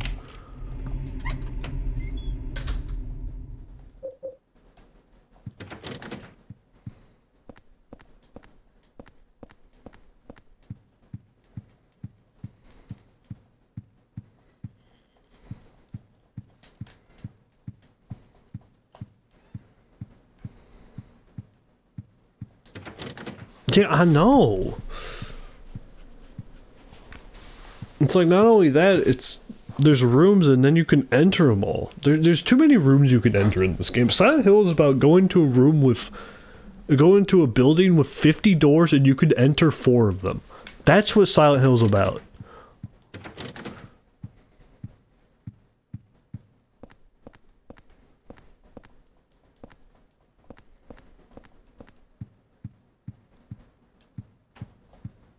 It says my darling's number, and there are some numbers that look like a phone number. Will you press these numbers? Hold on. Yeah, I'll take the medkit. The name on it says Rachel. Okay, so Rachel is a nurse in 105. Yep. There's a phone ringing somewhere.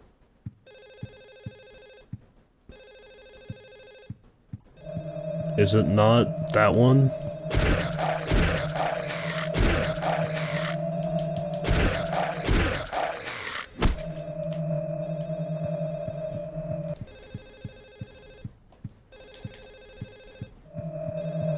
I guess my phone's ringing then, maybe?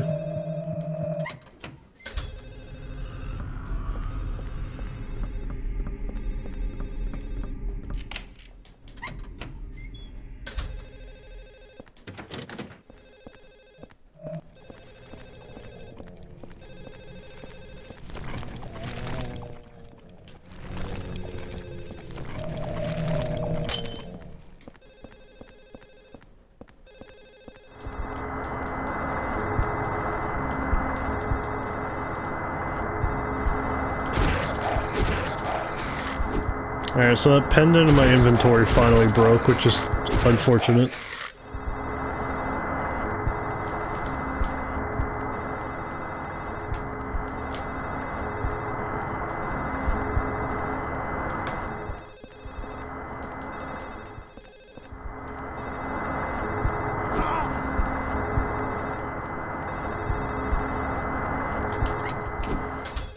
Okay, why...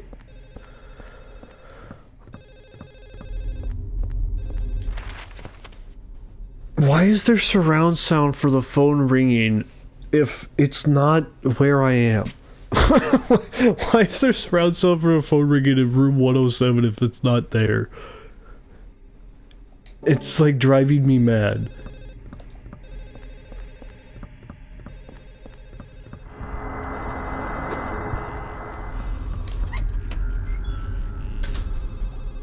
It's not the superintendent's room, is it? Why are there now ghosts in every room?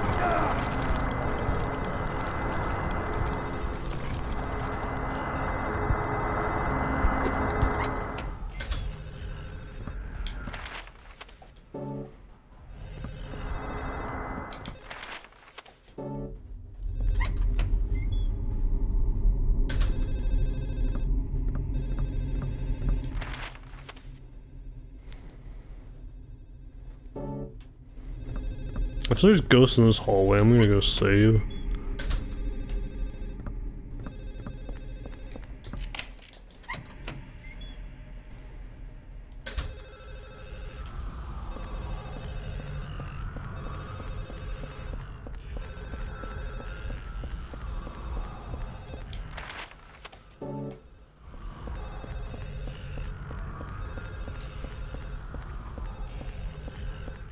Oh, hey, Bat. That's a lot of you you buggers.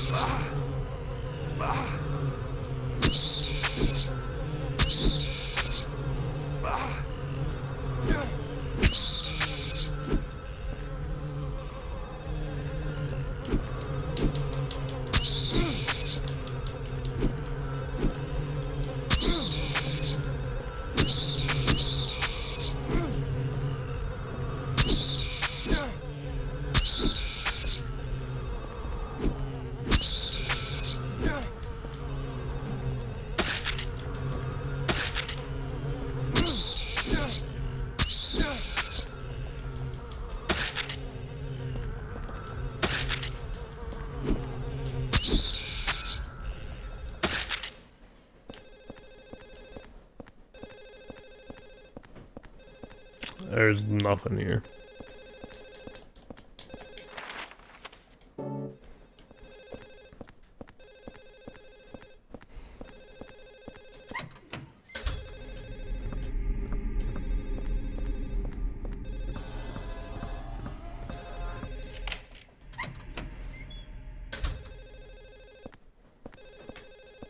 Ooh, the confinement room.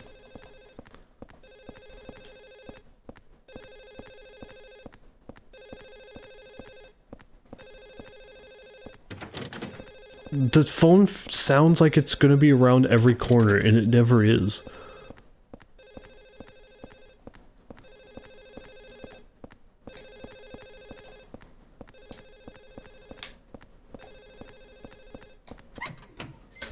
Okay, you know what?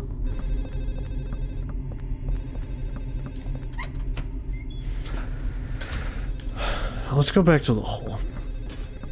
Maybe the phone is ringing in his room. Also, it's past 11, so I'm gonna be stopping soon.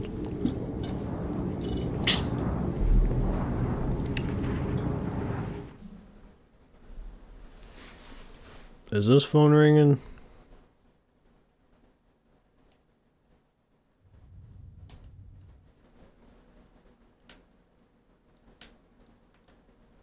Damn it.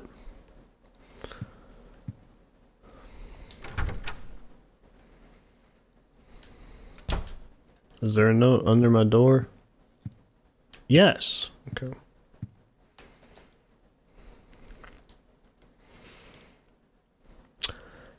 It was 4 years ago that they discovered the body with 1221 carved into it. Right away, I had this terrible feeling and couldn't stop shaking. The victim had been murdered 6 months earlier, but Walter had been dead for 7 years, having committed suicide 3 years before the murder. The police think it's a copycat crime and are calling it the Sullivan Case Round 2, but something about it bothered me. May 14th. Okay.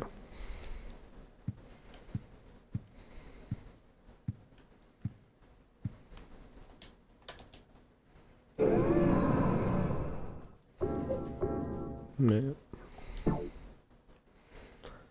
Alright, well, I don't want to go back to that phone constantly ringing, so I guess I'll leave that for next. That'll be a great thing to enter back into.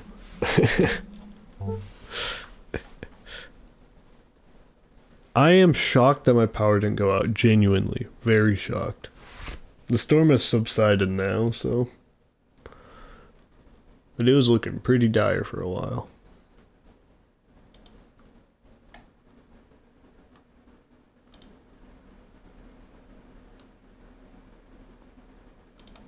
Wait, what the fuck? My on-screen chat hasn't been working.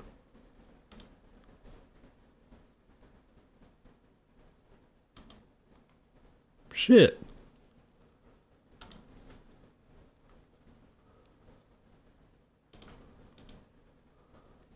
Is this one working? No, that one's not working either. I guess Streamlabs is having a problem.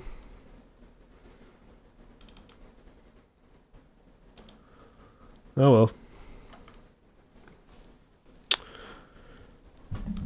Hi, Goober. Alright. Well, I'm gonna end now that Goober's here. Hi, Goober. Yep, thanks for watching. Have a good night. I'm actually glad I continued this game. I'm now coming around to enjoying it.